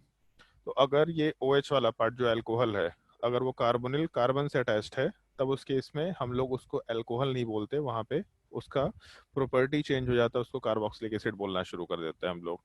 फिर मान लो जैसे अगर हम लोग हैलोजन की बात करते हैं, तो अगर कार्बन से हैलोजन अटैच्ड है तो इन जनरल हम लोग टर्म में अल्काइल हैलाइड बोलेंगे। मतलब हैलोजन है तो हैलाइड एक फंक्शनल ग्रुप है, टोटल कंपाउंड अल्काइल हैलाइड हो जाएगा। लेकिन अगर यही हैलोजन वाला part C double bond O से अटैच्ड है, तो इस चीज को हम लोग असाइल हैलाइड या फिर इसी चीज को हम लोग एसिड हैलाइड भी बोल सकते हैं। ये बोलने का लैंग्वेज है, फंक्शनल ग्रुप चेंज हो जाएगा। सिमिलर टाइप से अगर मान लो हम लोग के पास ये ग्रुप दे रखा OR, मतलब एक इस तरह का ग्रुप हो सकता है, जैसे ऑक्सीजन है तो ऑक्सीजन 2 बॉन्ड बना सकता है। अब अगर 2 बॉन्ड बना सकता है तो 2 पॉसिबिलिटी है कि अगर ऑक्सीजन वाला पार्ट डबल बॉन्ड बना दे तो इस केस में एक अलग टाइप का स्ट्रक्चर हो गया, या 2 सिंगल बॉन्ड बना दे तो अलग टाइप का स्ट्रक्चर हो गया। इस सिंगल बॉन्ड वाले पार्ट में भी 2 पॉसिबिलिटी है, एक बॉन्ड हाइड्रोजन के साथ हो और एक कार्बन के साथ हो, तो यहाँ पे OH ग्रुप लिखा करेंगे। बट अगर एक बॉन्ड कार्बन के साथ हो और दूसरा भी कार्बन के साथ हो, तो OH के जगह पे हम लोग OR ग्रुप लिखा करेंगे, और इस चीज को फंक्शनल ग्रुप में हम लोग इथर बोला करते हैं। ये बोलने का लैंग्वेज होता है इथर। ठीक है। तो अगर हम लोग का इथर वाला पार्ट फंक्शनल ग्रुप है, तो बेसिकली हम लोग इथर वाले पार्ट में आराम से OR ग्रुप को मेंशन किया करेंगे, और बाकी एक कार्बन चेन से तो अटैच्ड है ही, ये इथर ग्रुप होगा। लेकिन अगर यही इथर ग्रुप वाला पार्ट कार्बन चेन से अटैच्ड ना होके कार्बोनिल कार्बन से अटैच्ड है, तो इस चीज को फिर हम लोग इथर नहीं बोलते, इस चीज को हम लोग ईस्टर बोलना शुरू कर देते हैं। तो इस तरह के कुछ नाम, अच्छा एक और नाम है वो भी बता रहे हैं जो पहचानने में नॉर्मली तुम लोग को दिक्कत होगा। जैसे अगर नाइट्रोजन के साथ बॉन्ड्स है, तो जैसे ऑक्सीजन का तो 2 बॉन्ड वाले पार्ट अगर कार्बन चेन के साथ चले गए तो अल्कोहल निकल के आया। सिमिलर टाइप से जैसे अगर नाइट्रोजन वाले पार्ट में 3 बॉन्ड है तो उसमें ये पॉसिबिलिटी है कि तीनों ही कार्बन चेन से अटैच्ड हो, या फिर दूसरी पॉसिबिलिटी है कि कोई 2 पार्ट कार्बन चेन से अटैच्ड हो और एक हाइड्रोजन से अटैच्ड हो, या तीसरी पॉसिबिलिटी कोई भी 2 पार्ट हाइड्रोजन से अटैच्ड हो और एक कार्बन चेन से। तीनों हाइड्रोजन से अटैच्ड नहीं करेंगे क्योंकि उधर अमोनिया बन जाएगा, उसमें ऑर्गेनिक कंपाउंड का कोई मतलब नहीं रहेगा। तो इस केस में ये जो पहला पार्ट है जहाँ नाइट्रोजन तीनों कार्बन चेन से अटैच्ड है, उसमें हम लोग नाम यूज करेंगे अमाइन। जब नाइट्रोजन 2 कार्बन से और एक हाइड्रोजन से अटैच्ड है तो भी इसको हम लोग अमाइन ही बोलेंगे, फंक्शनल ग्रुप। और जब नाइट्रोजन 2 हाइड्रोजन से और एक कार्बन चेन से अटैच्ड है तो भी इसको अमाइन बोलेंगे, बस एक छोटे से डिफरेंस के साथ। अगर नाइट्रोजन 3 कार्बन से अटैच्ड है तो इस केस में 3 डिग्री, या इसी चीज को हम लोग 3 डिग्री वाले पार्ट की जगह पे टर्शियरी अमाइन बोल सकते हैं। तो अगर नाइट्रोजन 2 कार्बन से अटैच्ड है तो इस केस में 2 डिग्री, या फिर हम लोग इस चीज़ को सेकेंडरी अमाइन बोल सकते हैं। और अगर नाइट्रोजन 1 कार्बन से अटैच्ड है तो इस चीज़ को हम लोग 1 डिग्री अमाइन या फिर टाइम। प्राइमरी अमाइन आराम से बोल सकते हैं। लेकिन अगर यही नाइट्रोजन वाला पार्ट हम लोग 3 डिग्री 2 डिग्री 1 डिग्री कहने का क्या मतलब है? 3 डिग्री 2 डिग्री 1 डिग्री कहने का मतलब ये है कि हम लोग अमाइन होते हुए उन चीज़ों को क्लासिफाई कर रहे हैं। और होता क्या है, जैसे आगे जाके पता चलेगा कि 3 डिग्री 2 डिग्री और 1 डिग्री जो अमाइन है बिल्कुल अलग अलग टाइप की प्रॉपर्टीज होता है। इनफैक्ट जैसे 3 डिग्री वाला पार्ट डिग्री और 1 डिग्री से, जैसे खुद से सोच के देखो जैसे ना कि 3 डिग्री वाला पार्ट हाइड्रोजन बॉन्डिंग करेगा क्या? जो 3 डिग्री वाला पार्ट है वो हाइड्रोजन बॉन्डिंग करेगा क्या? मतलब कर ऐसा सकता है। नहीं, ऐसा ही दूसरा मॉलिक्यूल ले ले तो हाइड्रोजन बॉन्डिंग करेगा क्या? किसी नए मॉलिक्यूल के साथ नहीं, सेम मॉलिक्यूल्स के बीच में हाइड्रोजन बॉन्डिंग हो सकता है क्या?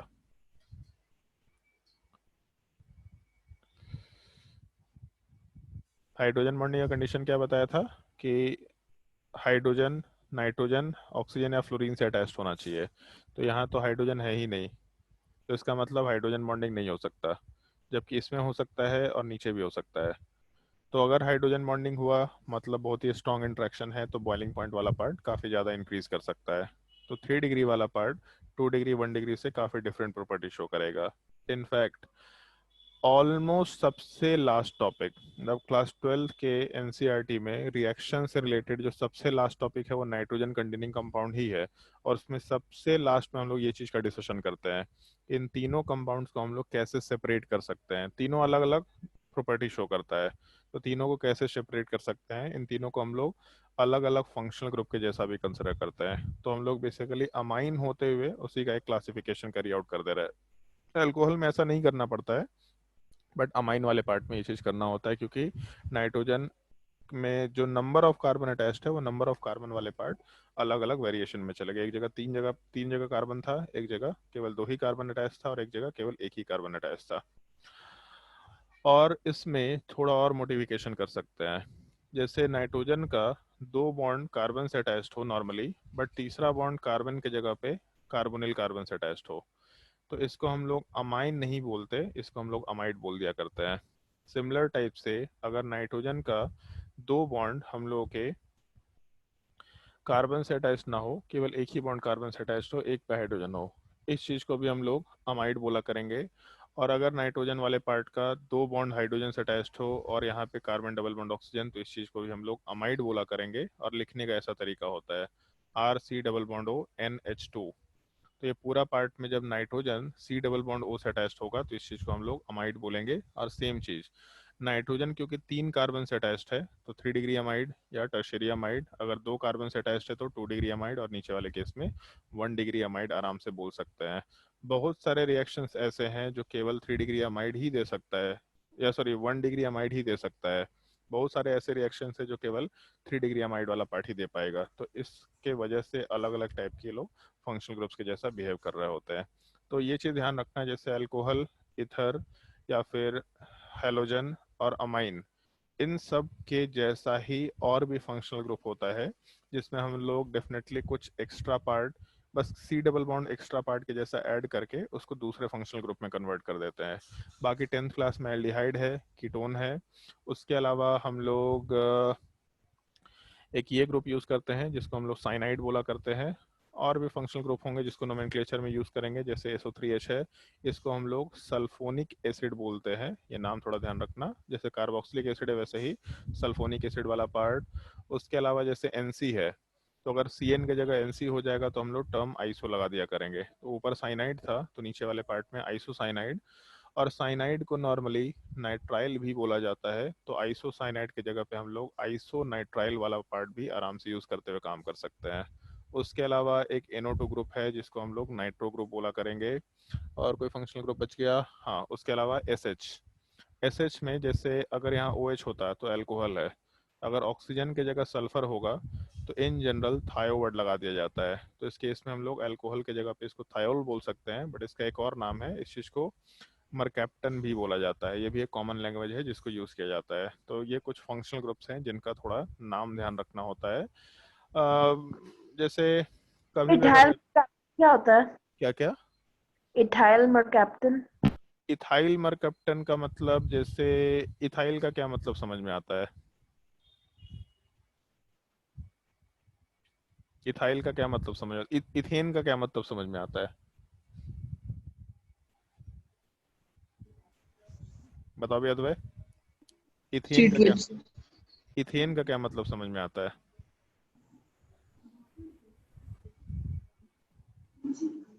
जैसे मीथेन है और मीथेन के बाद इथेन है, तो उसके इसमें C2H6। तो जब इथाइल बोलेंगे तो जैसे ऊपर लिख रहे थे अल्काइल हैलाइड, तो अगर हम लोग कार्बन चेन में एक हैलोजन को ऐड करना चाहते हैं तो यहाँ के एक बॉन्ड को खाली करना पड़ेगा। तो बेसिकली यहाँ के एक हाइड्रोजन को हम लोग को हटा के इस पे हैलोजन वाले पार्ट को ऐड करना पड़ेगा। तो जब हम लोग मरकैप्टन बोलेंगे तो हम लोग इस SH वाले पार्ट को इस पे ऐड करना चाहेंगे, तो इस केस में एक हाइड्रोजन को यहाँ से माइनस करना पड़ेगा और इसको यहाँ पे ऐड कर सकते हैं। तो C2H5SH ऐसा लिख सकते हैं। तो इस केस में इथाइल मरकैप्टन बोल सकते हैं। वैसे इथाइल मरकैप्टन कोई कॉमन नेम भी नहीं है जहाँ तक हमको लगता है। जैसे इथाइल अल्कोहल है, तो इथाइल अल्कोहल के जैसा इथाइल मरकैप्टन बोल दिया गया, लेकिन ये उसका IUPAC नेम नहीं है। IUPAC नेम वाले पार्ट में हम लोग थायोल वर्ड ही यूज किया करते हैं। मरकैप्टन कॉमन नेम यूज किया जा सकता है आराम से, ठीक है। तो ये कुछ फंक्शनल ग्रुप्स हैं, वैसे एलिमेंट्स या ग्रुप ऑफ एलिमेंट्स जो पूरे कंपाउंड के फिजिकल एंड केमिकल प्रॉपर्टी को डिटरमाइन करता है, that is called as functional group.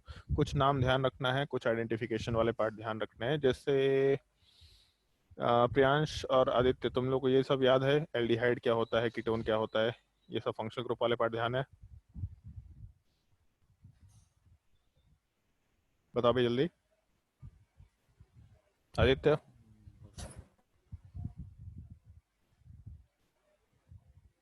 चलो एक क्वेश्चन हम दिखा रहे हैं तुम लोग को। दोनों चुप हो रखा है। एक क्वेश्चन दिखा रहा है मैं स्क्रीन पे तुम लोगों को, उस क्वेश्चन को ट्राई करके देखना। एक हम तो नो बोले। अच्छा, नो बोला? एल्डिहाइड का कोई आइडिया नहीं है तुमको? शायद भूल गए सर सुनने। भूल गए तो कोई बात नहीं, भूलने का कोई लोड नहीं है, वो याद हो जाएगा, उसके लिए परेशानी नहीं है। एक मिनट।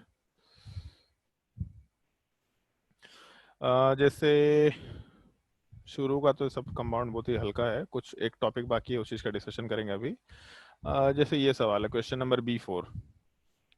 इस सवाल को देखो, which functional groups are not present in the given compound. क्या आंसर होना चाहिए इसका? ट्राई करके देखो।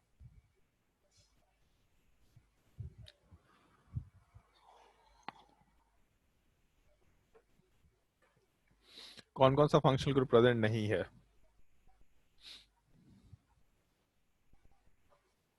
अमाइड किसको बोलते थे? अमाइड मतलब अगर नाइट्रोजन वाला part C double bond O से अटैच्ड है तो इसको अमाइड बोलते हैं।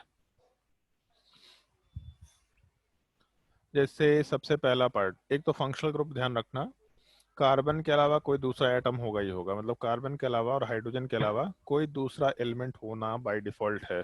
तो यहाँ पे जैसे ऑक्सीजन दिख रहा, दिख रहा। हाँ एक से देख लेते हैं। जैसे यहाँ पे ऑक्सीजन है, यहाँ पे नाइट्रोजन है, यहाँ भी ऑक्सीजन है। तो जैसे OH पूरा सिंगल यूनिट है और कार्बन से डायरेक्टली अटैच्ड है, कार्बन डबल बॉन्ड ऑक्सीजन से अटैच्ड नहीं है, मतलब अल्कोहल वाला पार्ट तो एग्जिस्ट कर रहा है। दूसरे वाले केस में नाइट्रोजन प्रेजेंट है, CHO वाला पार्ट इन जनरल एल्डिहाइड को लिखने का तरीका होता है C डबल बॉन्ड OH, या इसको CHO लिख सकते हैं, तो इसको इन जनरल एल्डिहाइड बोला करते हैं हम लोग। लेकिन अगर ये नाइट्रोजन वाला पार्ट इस C डबल बॉन्ड O से डायरेक्टली अटैच्ड है, मतलब कार्बोनिल कार्बन से डायरेक्टली अटैच्ड है, तो ना ये एल्डिहाइड रह जाएगा ना ये अमाइन रह जाएगा, ये पूरे के पूरे को हम लोग एक सिंगल फंक्शनल ग्रुप अमाइड में कन्वर्ट कर लेंगे। तो ये पूरा पार्ट जो 2 यूनिट में होना चाहिए था वो एक्चुअल में एक सिंगल यूनिट फंक्शनल ग्रुप में कन्वर्ट हो गया, अमाइड वाला पार्ट। तो अल्कोहल है, अमाइड सर है, यानी सवाल है डी पूछा होगा है। ना, क्या बोल रहे हैं? यानी डी ही होगा ना सर? डी नहीं, C ऑप्शन भी होगा और D ऑप्शन भी होगा। मल्टीपल चॉइस के यहाँ पे स्टार मार्क कर रखा है, मोर देन वन करेक्ट। तो एल्डिहाइड भी नहीं है और दूसरा अमाइन वाला पार्ट भी एग्जिस्ट नहीं कर रहा। अमाइड है फंक्शनल ग्रुप और दूसरा अल्कोहल वाला पार्ट फंक्शनल ग्रुप के जैसा यहाँ पे बिहेव कर रहा है, ठीक है। बाकी इस फंक्शनल ग्रुप के बेसिक कंसेप्ट के बाद हम लोगों को छोटा सा एक डिस्कशन करना होता है। एक मिनट, अरे यार हटाओ। हम लोग को छोटा सा एक डिस्कशन करना होता है इसके बारे में, डिग्री ऑफ अल्कोहल क्या होता है, डिग्री ऑफ कार्बन वाला पार्ट क्या होता है, डिग्री ऑफ हम लोग ये क्या बोलते हैं। इथाइल कैप्टन को लॉ में डाल के उसको इथेन बोलेंगे। एक सेकंड, फिर से बोलो, क्या बोला सवाल? इथाइल कैप्टन है, उसका आईपीसी नेम लिखेंगे तो उसको इथेन इथेनॉल बोलेंगे क्या? उसको हम लोग इथाइल थायोल बोला कर, मतलब इथेन थायोल बोलेंगे उस चीज को। जैसे अगर हम लोग अल्कोहल का नोमेनक्लेचर करते हैं तो अल्कोहल वाले पार्ट में हम लोग नॉर्मली इथेन और ओल लगाते हैं वहाँ पे, तो इथेनॉल बोलते हैं। तो जैसे ओल के जगह पे थायोल लगाना होगा हम लोग को, तो इथेन थायोल वर्ड आराम से मेंशन कर सकते हैं, ठीक है।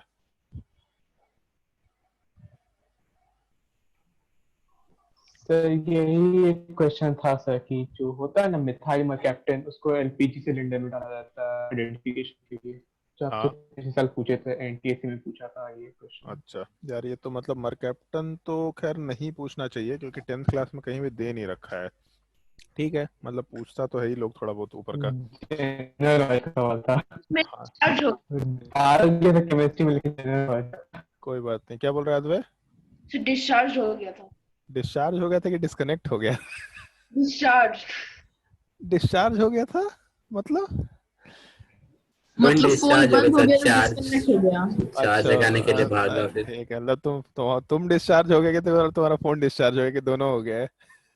तो फोन और प्लस F5 तो ये खुद जान जाइएगा। चलो कोई बात नहीं, चलो। जैसे इसके बाद हम लोग को छोटा छोटा टर्म्स डिस्कस करना है। जैसे एक तो अमाइन वाला पार्ट हम लोग डिस्कस कर चुके हैं, डिग्री ऑफ अमाइन। अगर नाइट्रोजन वाला पार्ट 3 कार्बन से अटैच्ड है तो 3 डिग्री अमाइन, अगर 2 कार्बन से अटैच्ड है, उल्टा भी बोल सकते हैं कि अगर 2 हाइड्रोजन से अटैच्ड है तो 1 डिग्री अमाइन, 1 हाइड्रोजन से अटैच्ड है तो 2 डिग्री अमाइन। बट हम इन जनरल में ऐसा बात नहीं करना चाहेंगे क्योंकि 3 कार्बन है तो 3 डिग्री डायरेक्टली रिलेटेड है, 2 कार्बन तो 2 डिग्री और 1 कार्बन तो 1 डिग्री। इस तरीके से हम लोग अमाइन की डिग्री को निकाल सकते हैं। और अमाइड में जब नाइट्रोजन वाले पार्ट के ऊपर टोटल 3 कार्बन होगा तो 3 डिग्री अमाइड, जब दोनों तरफ कार्बन होंगे तो 2 डिग्री अमाइड, और जब एक तरफ कार्बन होगा तो 1 डिग्री अमाइड बोल सकते हैं। लेकिन ये जो डिग्री ऑफ अमाइड है वो थोड़ा अलग चीज होता है बाकी सारे डिग्री से, जिसमें हम लोग सबसे पहला पार्ट जो डिस्कशन करते हैं वो डिग्री ऑफ कार्बन का करते हैं। और डिग्री ऑफ कार्बन को डिफाइन करने के लिए हम लोग ऐसा लिखते हैं, it is equal to the number of carbon with which the carbon is attached with। जैसे केमिकल बॉन्डिंग और गैसेस के नोट्स भेज दिए थे, वैसे इसका भी मिलेगा? हाँ बिल्कुल मिलेगा, उसके लिए निश्चिंत रहो। और ये सब बहुत एलिमेंट्री चीज है, कोई पूछता नहीं है, बस ध्यान होना चाहिए, बाकी रिपीट होता जाएगा। इसका नोट्स हम दिलवा देंगे तुम लोग को, ठीक है। It is equal to the number of carbon with which the carbon is attached with. तो इस केस में जैसे मान लो, एक तो ये चीज है कि हम लोग जैसे स्ट्रक्चर वाले पार्ट में मान लो ऐसा स्ट्रक्चर दे रखा CH3 CH2 CH2 CH CH3 और यहाँ CH3, तो हम लोग इतना बड़ा स्ट्रक्चर नहीं मेंशन करेंगे, हम लोग कभी भी हाइड्रोजन को मेंशन नहीं करेंगे। ऑल्दो एक चीज ध्यान रखना, स्पेशली 11th वाले लोग और 10th वाले भी लोग जब 11th क्लास में जाएंगे या फिर 10th में ही ध्यान रखेंगे, तुम लोगों को हाइड्रोजन मेंशन करना है, ठीक है। कुछ भी हो जाए हाइड्रोजन मेंशन करना है। हम लोग क्या करेंगे कि बस केवल कार्बन और कार्बन के बॉन्ड्स को दिखा देंगे, मेरा इतने से काम चल जाएगा। क्योंकि कार्बन कितना बॉन्ड बनाता है? 4, तो बाय डिफॉल्ट मान के चल रहे हैं कि पहले वाले कार्बन पे एक बॉन्ड दिख रहा, मतलब बाकी 3 हाइड्रोजन होगा। लेकिन ऐसा पता चला था हमको 3-4 साल पहले कि नहीं, अगर वहाँ हाइड्रोजन नहीं लिखा, कुछ और ग्रुप हो गया तो नॉर्मली ऐसा था, जो एग्जांपल वहाँ कंसिडर किया गया था, वहाँ पे ब्यूटेनॉल था स्ट्रक्चर। ब्यूटेनॉल मतलब ये स्ट्रक्चर। तो कॉपी देख के, जैसे डीपीएस में जब सिंक्रो बैच चलता था पेज का, तो उसमें हम लोग के पास कॉपी आया करता था चेक होने के लिए, तो हम लोग उसको चेक किए थे जब, तो उसका वापस से रीचेकिंग वहाँ के स्कूल के टीचर्स करते थे। तो वहाँ पे हम गए थे ऐसे ही बातचीत करने, उसमें बोले कि नहीं ये तो गलत है, ऐसा नहीं हो सकता, यहाँ हाइड्रोजन क्यों नहीं लिखा हुआ है। तो हम बोले कि सर मतलब हमको देख के मालूम पड़ गया कि ये मेरा ही पढ़ाया हुआ है, क्योंकि हम ही ये चीज़ बोलते हैं ऐसा ही लिखना है। तो कॉपी देख के पता चल गया कि हाँ भाई ये मेरे किसी स्टूडेंट लोग का होगा। तो हम बोले कि सर वहाँ पे बाय डिफॉल्ट है कि यार हाइड्रोजन होना चाहिए 3, अगर एक ही बॉन्ड दिख रहा 3 हाइड्रोजन, नहीं नहीं कुछ और होता तो। बोले, हम बोले उनको कि सर अगर कुछ और होगा तो डेफिनेटली यहाँ पे कुछ और दे तो रखा है, तो अगर कुछ और होगा तो मेंशन किया है। तो स्कूल वालों के सामने ये लॉजिक नहीं चल सकता, तो इसलिए ध्यान रखना, ये हैबिट में आ जाएगा तुम्हारे। कार्बन को हम लोग केवल मेंशन कर रहे हैं, हाइड्रोजन नहीं दिखा रहा है। बेसिकली जो बॉन्ड लाइन स्ट्रक्चर है उसका हम उसको थोड़ा मॉडिफाई कर लिए ताकि हम लोग के लिए चीज़ें आसान हो जाए। उस बॉन्ड लाइन स्ट्रक्चर में हम लोग केवल कार्बन दिखा रहे हैं और काम का ग्रुप दिखा रहे हैं, हाइड्रोजन को नहीं दिखा रहे हैं। लेकिन क्योंकि तुम्हारे पास स्कूल में बहुत फुर्सत होता है, तो स्कूल में आराम से सारे हाइड्रोजन को दिखा के चलना। और अगर और ज़्यादा एक्स्ट्रा फुर्सत है तो तुम लोग जो 10th क्लास में ना कार्बन पे हाइड्रोजन हाइड्रोजन, कार्बन पे हाइड्रोजन हाइड्रोजन ऐसे लिख लिख के काम करना, फुर्सत अगर हुआ तो ये काम कर सकता है। आखिर क्या करेंगे पूरा पेज पेज भर जाएगा। ऐसे स्ट्रक्चर बना के काम करना, सारा हाइड्रोजन लिख लिख के काम हाँ सर, करना अगर टेट्राहेड्रल भी बना देंगे। ठीक है, ऐसा कर जो सकते 10th हैं, क्लास में रहता है ना। हाँ जो 10th क्लास में रहता है, ठीक है। लेकिन हम लोग उस हैबिट को यूज नहीं करेंगे, थोड़ा ये ध्यान रखना। और क्योंकि तुम्हारी आदत बिगड़ जाएगी, क्योंकि फास्टली काम करने की आदत है, बट स्कूल के एग्जाम में ये बिल्कुल प्रिसाइजली ध्यान रखना, वरना नंबर कट जाएगा फालतू का। सवाल सही बना के नंबर कट जाएगा, इसलिए एकदम ध्यान रखना है इस चीज का, ठीक है। क्योंकि हमको भी नहीं मालूम था कि ये इतना टाइप से आंसर नंबर कट सकता है, बट इस चीज का लॉजिक है स्कूल वालों के पास, तो लड़ नहीं सकते उन लोगों से, ठीक है। तो जैसे मान लो कि हम लोग जो ऊपर डेफिनेशन डाले, it is equal to the number of carbon with which the carbon is attached with. तो एक कार्बन कितने कार्बन से अटैच्ड है, उससे हम लोग कार्बन की डिग्री डिफाइन करते हैं। तो नॉर्मली अगर कार्बन वाला पार्ट एक कार्बन से अटैच्ड है तो ऐसा लिख देते हैं हम, अटैच्ड विथ।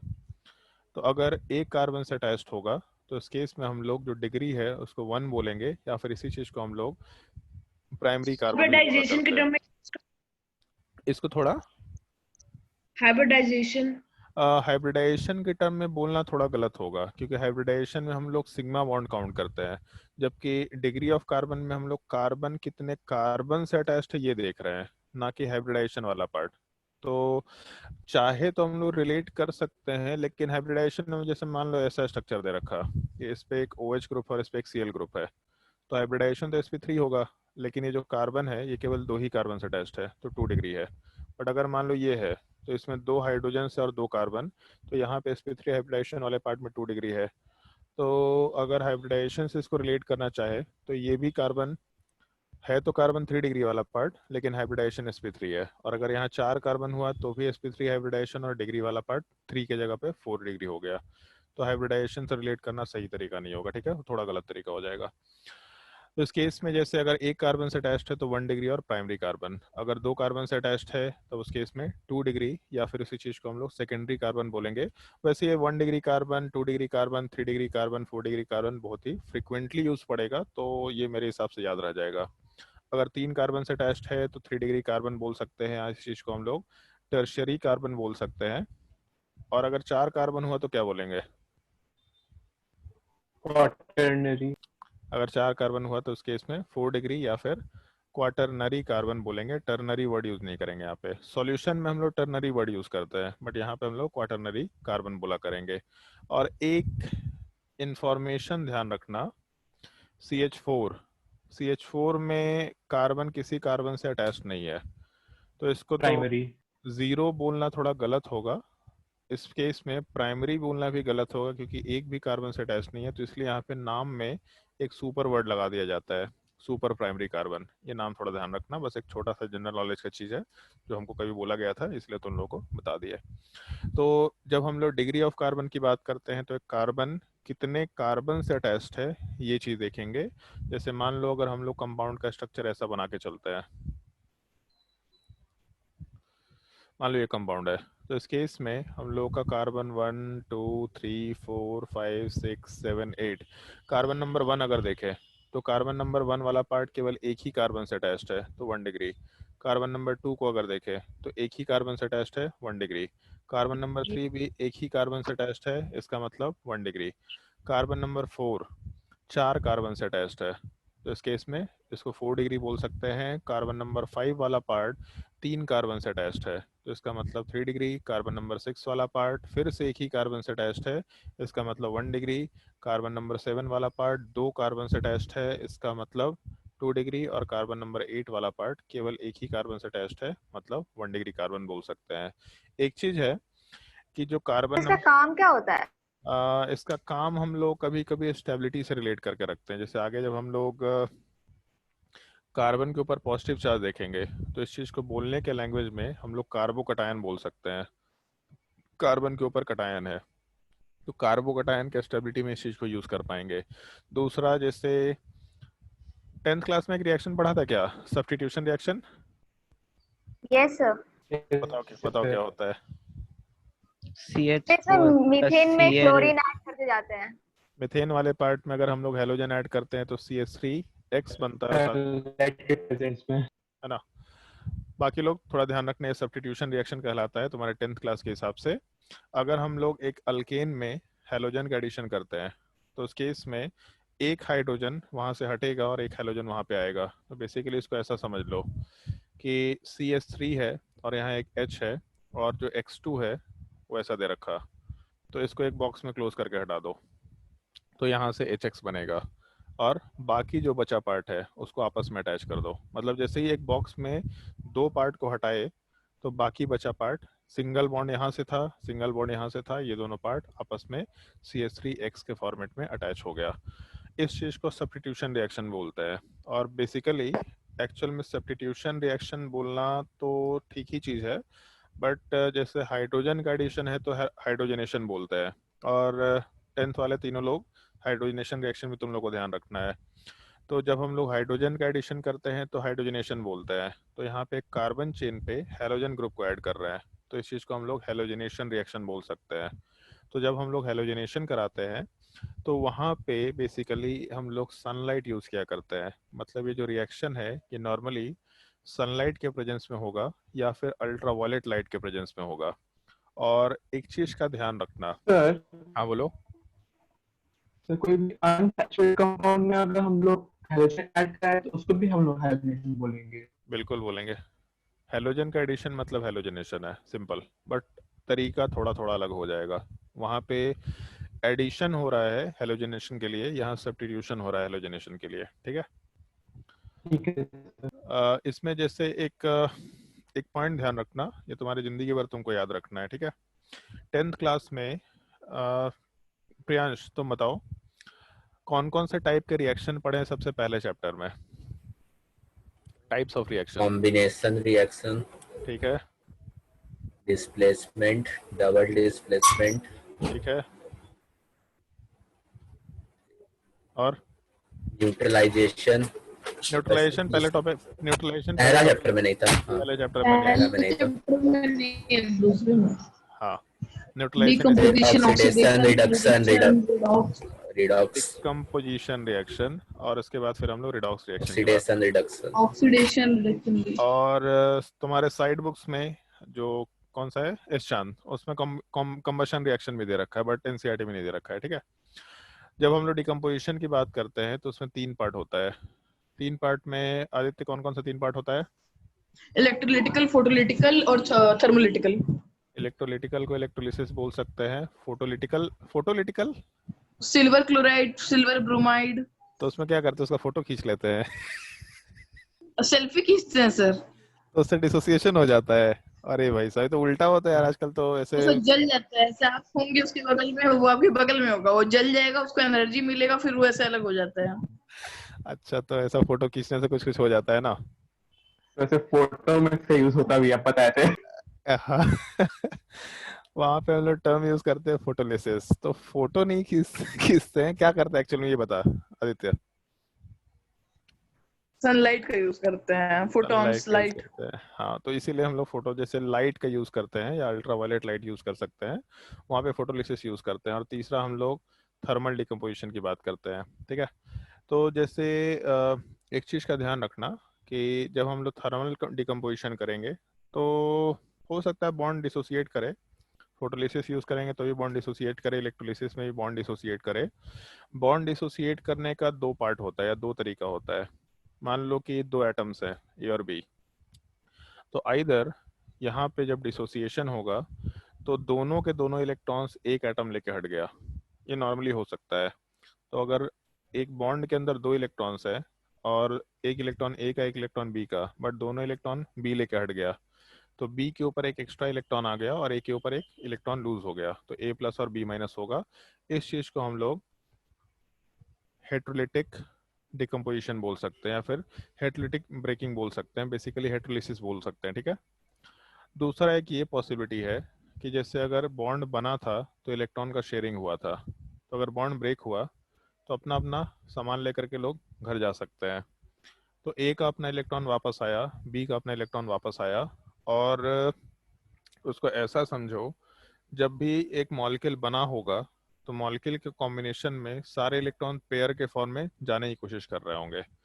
तो अगर सारे इलेक्ट्रॉन्स एक पेयर में कन्वर्ट होने की कोशिश कर रहे थे, मतलब ए वाला पार्ट जब एक बॉन्ड बना रखा था तो उसके बाकी बचे हुए इलेक्ट्रॉन्स पेयर्ड होंगे, ऐसा बोल सकते हैं। तो पहले से सारे इलेक्ट्रॉन्स पेयर्ड थे, बट एक इलेक्ट्रॉन जब ब्रेक होकर के हट गया, मतलब एक इलेक्ट्रॉन तो अनपेयर्ड है, तो यहाँ वाले पार्ट में एक अनपेयर्ड इलेक्ट्रॉन का फॉर्मेशन होता है। इस चीज को हम लोग रेडिकल बोल सकते हैं।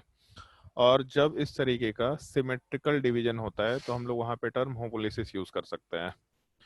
पॉइंट ये ध्यान रखना इन जनरल कि जब भी कभी हम लोग, और ये मतलब अप्लाई किया जा सकता है, मतलब आराम से अप्लाई किया जा सकता है, जब भी कभी हम लोग सनलाइट यूज़ करेंगे तो जैसे सनलाइट में होता क्या है कि एटॉमिक स्ट्रक्चर में सुन रखा है कि लाइट्स जो बेसिकली फोटॉन्स होते हैं तो छोटे छोटे बंडल्स ऑफ एनर्जी के पैकेट्स हैं। तो एकदम से एक बंडल को लाइट किया, तो जब बंडल को लाइट करता है तो बॉन्ड दो पार्ट में डिवाइड हो जाता है, इक्वल पार्ट में डिवाइड होने की टेंडेंसी में होता है।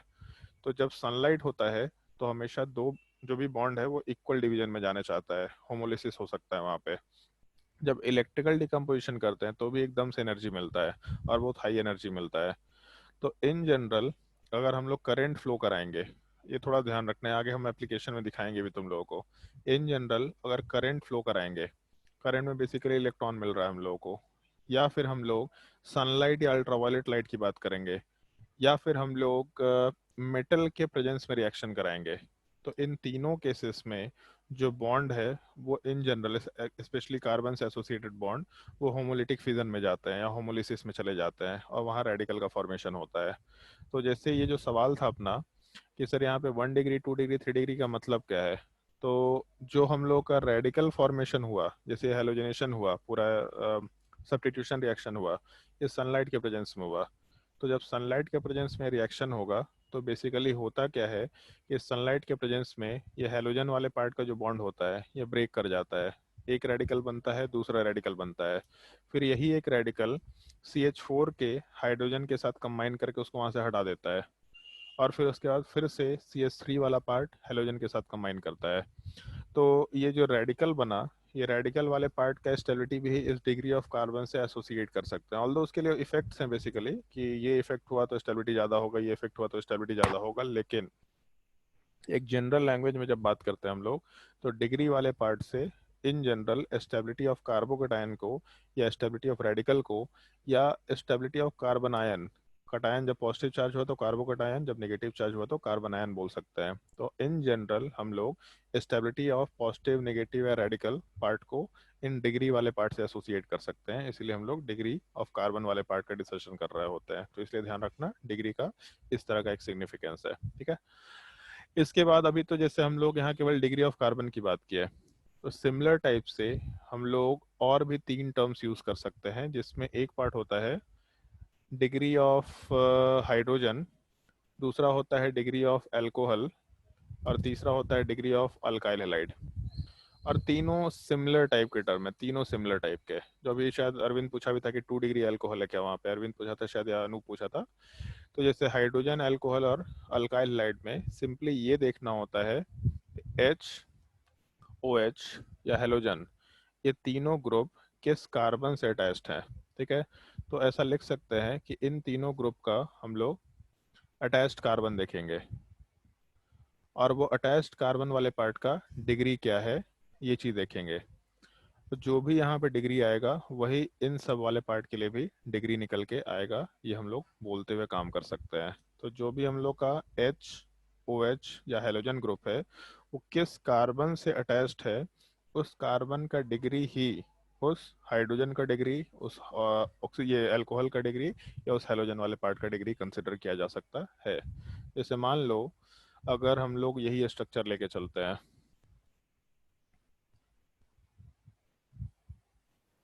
चलो मान लो ये काम करता है, और इसमें एक काम करते हैं, जैसे हम अलग अलग हाइड्रोजन मेंशन कर देते हैं, H1 H2 S3 H4 H5 S6 और S7।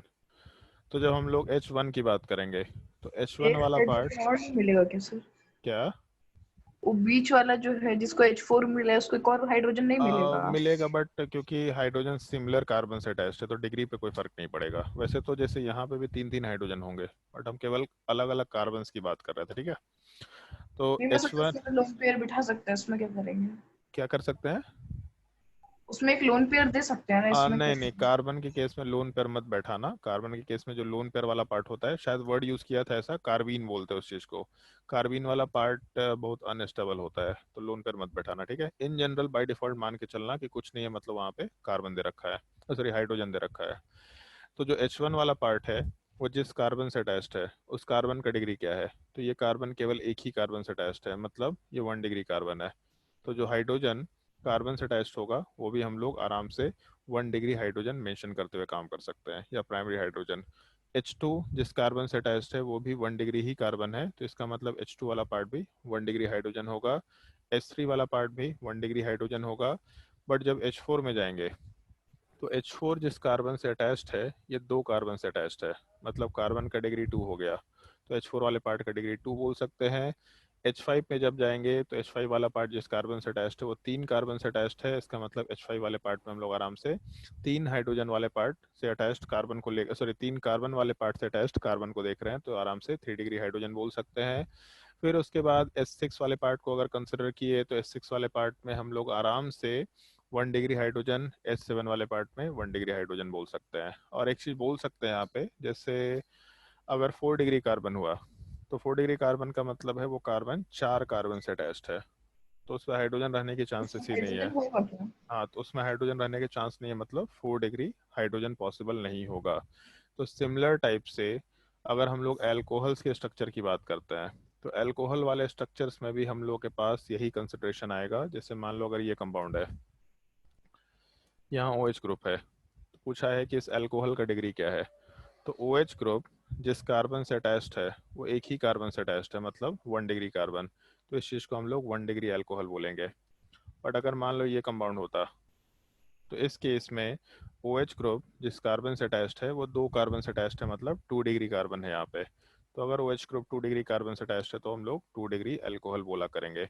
जब हम लोग क्लास 12th में एक छोटा सा रिएक्शन होता है, SN1 रिएक्शन, SN2 रिएक्शन, मतलब बेसिकली सब्स्टिट्यूशन रिएक्शन होता है। तो सब्स्टिट्यूशन रिएक्शन वाले पार्ट में हम लोग को ये डिग्री ऑफ अल्कोहल या डिग्री ऑफ अल्काइल हैलाइड वाले पार्ट का थोड़ा बहुत यूज़ पड़ता है, तो इसलिए हम लोग ये डिग्री वाले पार्ट को थोड़ा मेंशन करते हुए काम करते हैं। इस एक चीज़ का थोड़ा ध्यान रखना होता है। तो ये कुछ बेसिक इंट्रोडक्शन था जो तुम लोगों को 2 साल तक काम आएगा। सवाल इससे डायरेक्टली नहीं पूछेगा, लेकिन हर जगह पे टर्म्स यूज करते हुए चलेंगे। जैसे मोल कंसेप्ट है, तो मोल कंसेप्ट में जो मोलर मास होता है उससे सवाल नहीं पूछा जाता है, रेयरली, मतलब पूछ सकते हैं बट पूछा नहीं जाता है, लेकिन उसका यूज पूरे 2 साल पड़ता है। ऑलमोस्ट उसी टाइप का ही ऑर्गेनिक केमिस्ट्री का इंट्रोडक्शन था जिसको हम लोग आगे यूज करेंगे। और नेक्स्ट क्लास से हम लोग आराम से, टाइम कितना हो गया, 8, तो नेक्स्ट क्लास से हम लोग आराम से नोमेनक्लेचर वाले पार्ट का डिस्कशन शुरू करेंगे। और नोमेनक्लेचर के डिस्कशन से पहले तुम लोगों को कुछ कुछ होमवर्क दे रहे हैं, और NCERT से भी 10th क्लास के NCERT से तुम लोग को ये चीज़ थोड़ा बहुत पढ़ के आना है। टेंथ नहीं 11th क्लास के एनसीईआरटी से, नेट से भी डाउनलोड कर सकते हैं। सेकंड वाले पार्ट में, ऑर्गेनिक केमिस्ट्री के सेकंड वाले पार्ट में, जहाँ पे सबसे पहला टॉपिक दे रखा है introduction to basic organic chemistry, classification of compound, इस टाइप का कोई टॉपिक है, उसमें तीसरे या चौथे पेज में एक टेबल दे रखा है बेसिकली, मतलब इस तरह का एक टेबल दे रखा है, टाइप्स ऑफ ऑर्गेनिक कंपाउंड। उसमें एक यहाँ पे कुछ पार्ट दे रखा है जिसमें ए साइक्लिक कंपाउंड दे रखा है, दूसरे वाले साइड में साइक्लिक कंपाउंड दे रखा है। ए साइक्लिक वाले पार्ट में होमो एटॉमिक और दूसरा हेट्रो एटॉमिक दे रखा है।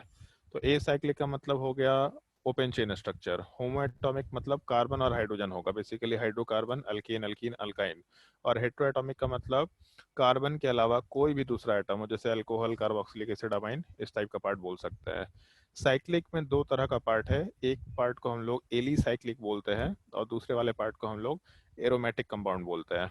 एरोमेटिक एक सर्टेन क्लासिफिकेशन ऑफ कंपाउंड है जो कि बेंजीन रिंग वाला पार्ट है, वो एरोमेटिक कंपाउंड है, एक सर्टेन टाइप का उसमें पैटर्न होता है और एक्स्ट्रा स्टेबिलिटी रखता है। वो कैसे मालूम पड़ेगा उसके लिए थोड़ा वेट करना होगा। पूरे plus 2 पूरे में पाई बॉन्ड तो होता ही है, बट ऐसा जरूरी नहीं कि केवल पाई बॉन्ड हो, चार्ज भी हो सकता है, प्लस माइनस चार्ज भी हो सकता है। और दूसरा एली साइक्लिक, वैसे साइक्लिक कंपाउंड जो एरोमेटिक नहीं है उसको एली साइक्लिक बोल सकते हैं हम लोग। तो इसमें फिर से दो क्लासिफिकेशन हो जाएगा, हेट्रोएटॉमिक, होमोएटॉमिक, बट एरोमेटिक में दो तरह का पार्ट होता है, एक बेंजीन से रिलेटेड स्ट्रक्चर जिसको हम लोग बेंजीनॉइड स्ट्रक्चर बोल सकते हैं, और दूसरा नॉन बेंजीनॉइड स्ट्रक्चर भी बोल सकते हैं। तो इस तरह का एक क्या बोलते हैं, इस तरह के डायग्राम को क्या बोलते हैं, tree diagram, flow chart. Flow chart, हाँ ठीक है वही फ्लो चार्ट। तो इस तरह का एक फ्लो चार्ट तुम्हारे एनसीईआरटी में क्लास 11th के सेकंड पार्ट वाले एनसीईआरटी में, जहाँ सबसे पहला टॉपिक ऑर्गेनिक केमिस्ट्री का, उसमें दे रखा है। इसको एक बार थोड़ा रीड करके रखना, टाइम के साथ तुमको ये सारे टर्म्स अपने आप समझ में आते चले जाएंगे, लेकिन ये तुम्हारा खुद का काम है रीड करने का, जिसके ऊपर कुछ क्वेश्चन बेस्ड होंगे वो तुम लोग को ट्राई करना है।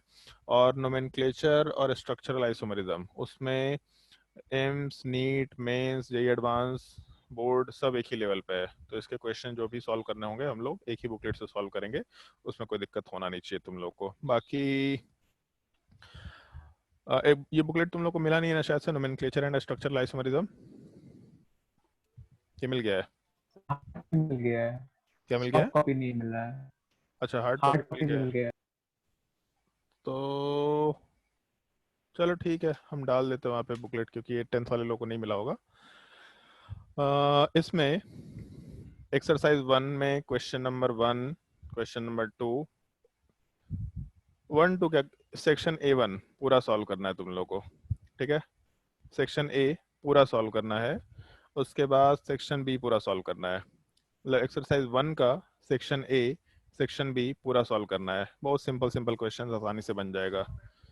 उसके बाद तुम लोगों को स्क्रीन दिख रहा है जी तुम लोगों को? हाँ। उसके बाद तुम लोगों को क्वेश्चन नंबर 1 सब्जेक्टिव वाले पार्ट में, question number 1, question number 2, question number 3,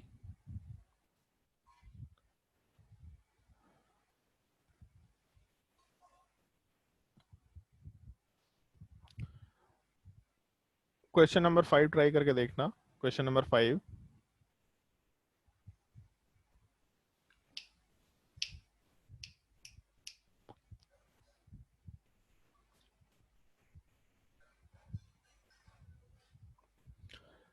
question number 25, already सवाल सॉल्व कर चुके हैं हम लोग, 25, क्वेश्चन नंबर 26,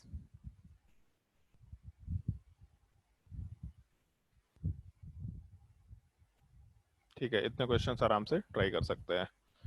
तो नेक्स्ट क्लास में इन सब क्वेश्चंस का डिस्कशन करेंगे हम लोग, और नोमेनक्लेचर वाले पार्ट शुरू करेंगे।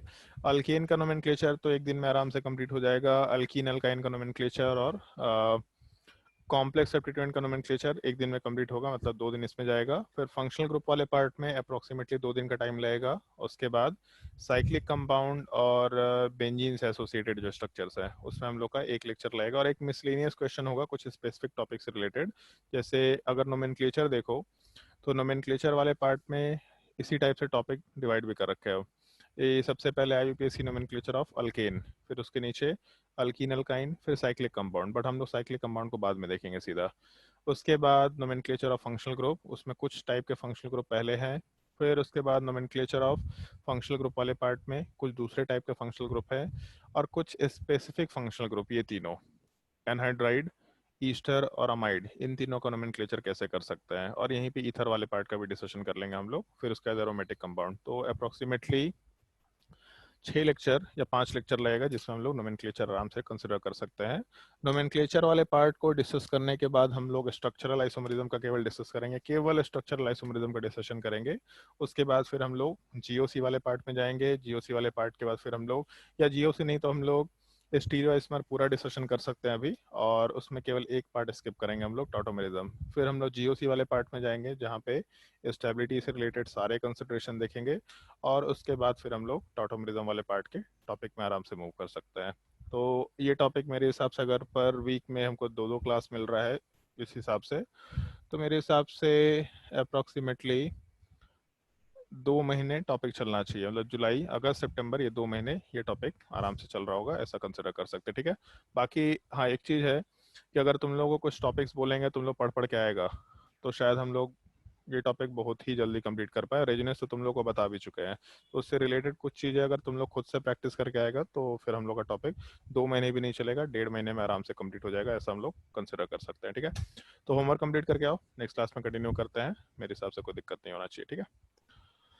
चलो आज के लिए इतना ही। नोमेनक्लेचर में फंक्शनल ग्रुप्स का एक पूरा लिस्ट होता है, उसको याद करना होता है। एक बार फिर से बोलो, नोमेनक्लेचर में फंक्शनल ग्रुप का प्रायोरिटी वाला लिस्ट होता है पूरा, उसको पूरा याद करना होता है क्या?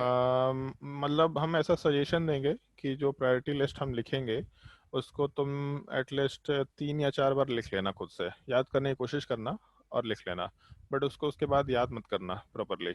जब भी क्वेश्चन आएगा तो टेबल बार बार देख लिया करना, वो अपने आप धीरे धीरे याद हो जाएगा। बट जैसे ऐसा कर सकते हैं कि हर महीने में रैंडमली कुछ नोमेनक्लेचर क्वेश्चन उठाए, उसको सॉल्व कर लिए, तो उसमें प्रायोरिटी टेबल बार बार दिमाग में आता जाएगा, तो वो रखना तो पड़ेगा याद, वो प्रायोरिटी टेबल याद रखना तो पड़ेगा ही पड़ेगा, बट उसको उसके पीछे मत पड़ जाने की प्रायोरिटी टेबल ऐसा था, 3-4 बार बस लिखना, फिर छोड़ देना, फिर जब जरूरत पड़े तो कॉपी देख लेना, मतलब थोड़ा याद करने की कोशिश करना, और कुछ अगर याद आ गया तो ठीक है, नहीं आया तो कॉपी देख के सीधा क्वेश्चन सॉल्व करेंगे। लेकिन हर महीने रैंडमली कुछ नोमेनक्लेचर के सवाल यूज कर लेंगे, कुछ नोमेनक्लेचर का पार्ट उसमें देख लेंगे, तो उसी बहाने वो अपने आप तुम्हारे बैक ऑफ द माइंड चलता रहेगा। मतलब हमको मोस्टली उसी से याद रहता है, हम उसको याद नहीं किए, कभी टेबल को याद नहीं किए। पढ़ाने के लिए 1-2 बार हम सोचे भी थे, अच्छा मतलब बिल्कुल ऐसे नहीं कि क्लास है और उससे पहले रट रहा, अच्छा पहले ये होता है, ये होता है, ये होता है, ये होता है, ये होता है, फिर क्लास में चले गए, लिख दिए फटाफट, उसके बाद फिर भूल गए।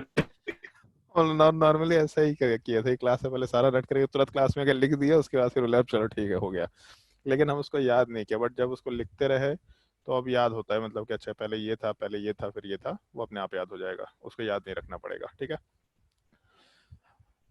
और कोई डाउट किसी को? यहाँ से कौन शुरू करेंगे? निहार सर फिजिकल केमिस्ट्री वाले पार्ट में केमिकल इक्विलिब्रियम शायद शुरू करेंगे, आज हम उनसे बात कर लेते हैं, केमिकल इक्विलिब्रियम या केमिकल काइनेटिक्स दोनों में से एक टॉपिक शुरू करेंगे, तो देख लेते हैं, पहले केमिकल इक्विलिब्रियम करा लेंगे, थोड़ा आसान टॉपिक है, फिर उसके बाद केमिकल काइनेटिक्स वाला पार्ट शुरू करेंगे। और कोई डाउट? चलो तो नेक्स्ट क्लास में कंटिन्यू करते हैं, आज के लिए इतना ही। Sir Thank you, sir. Okay, bye bye.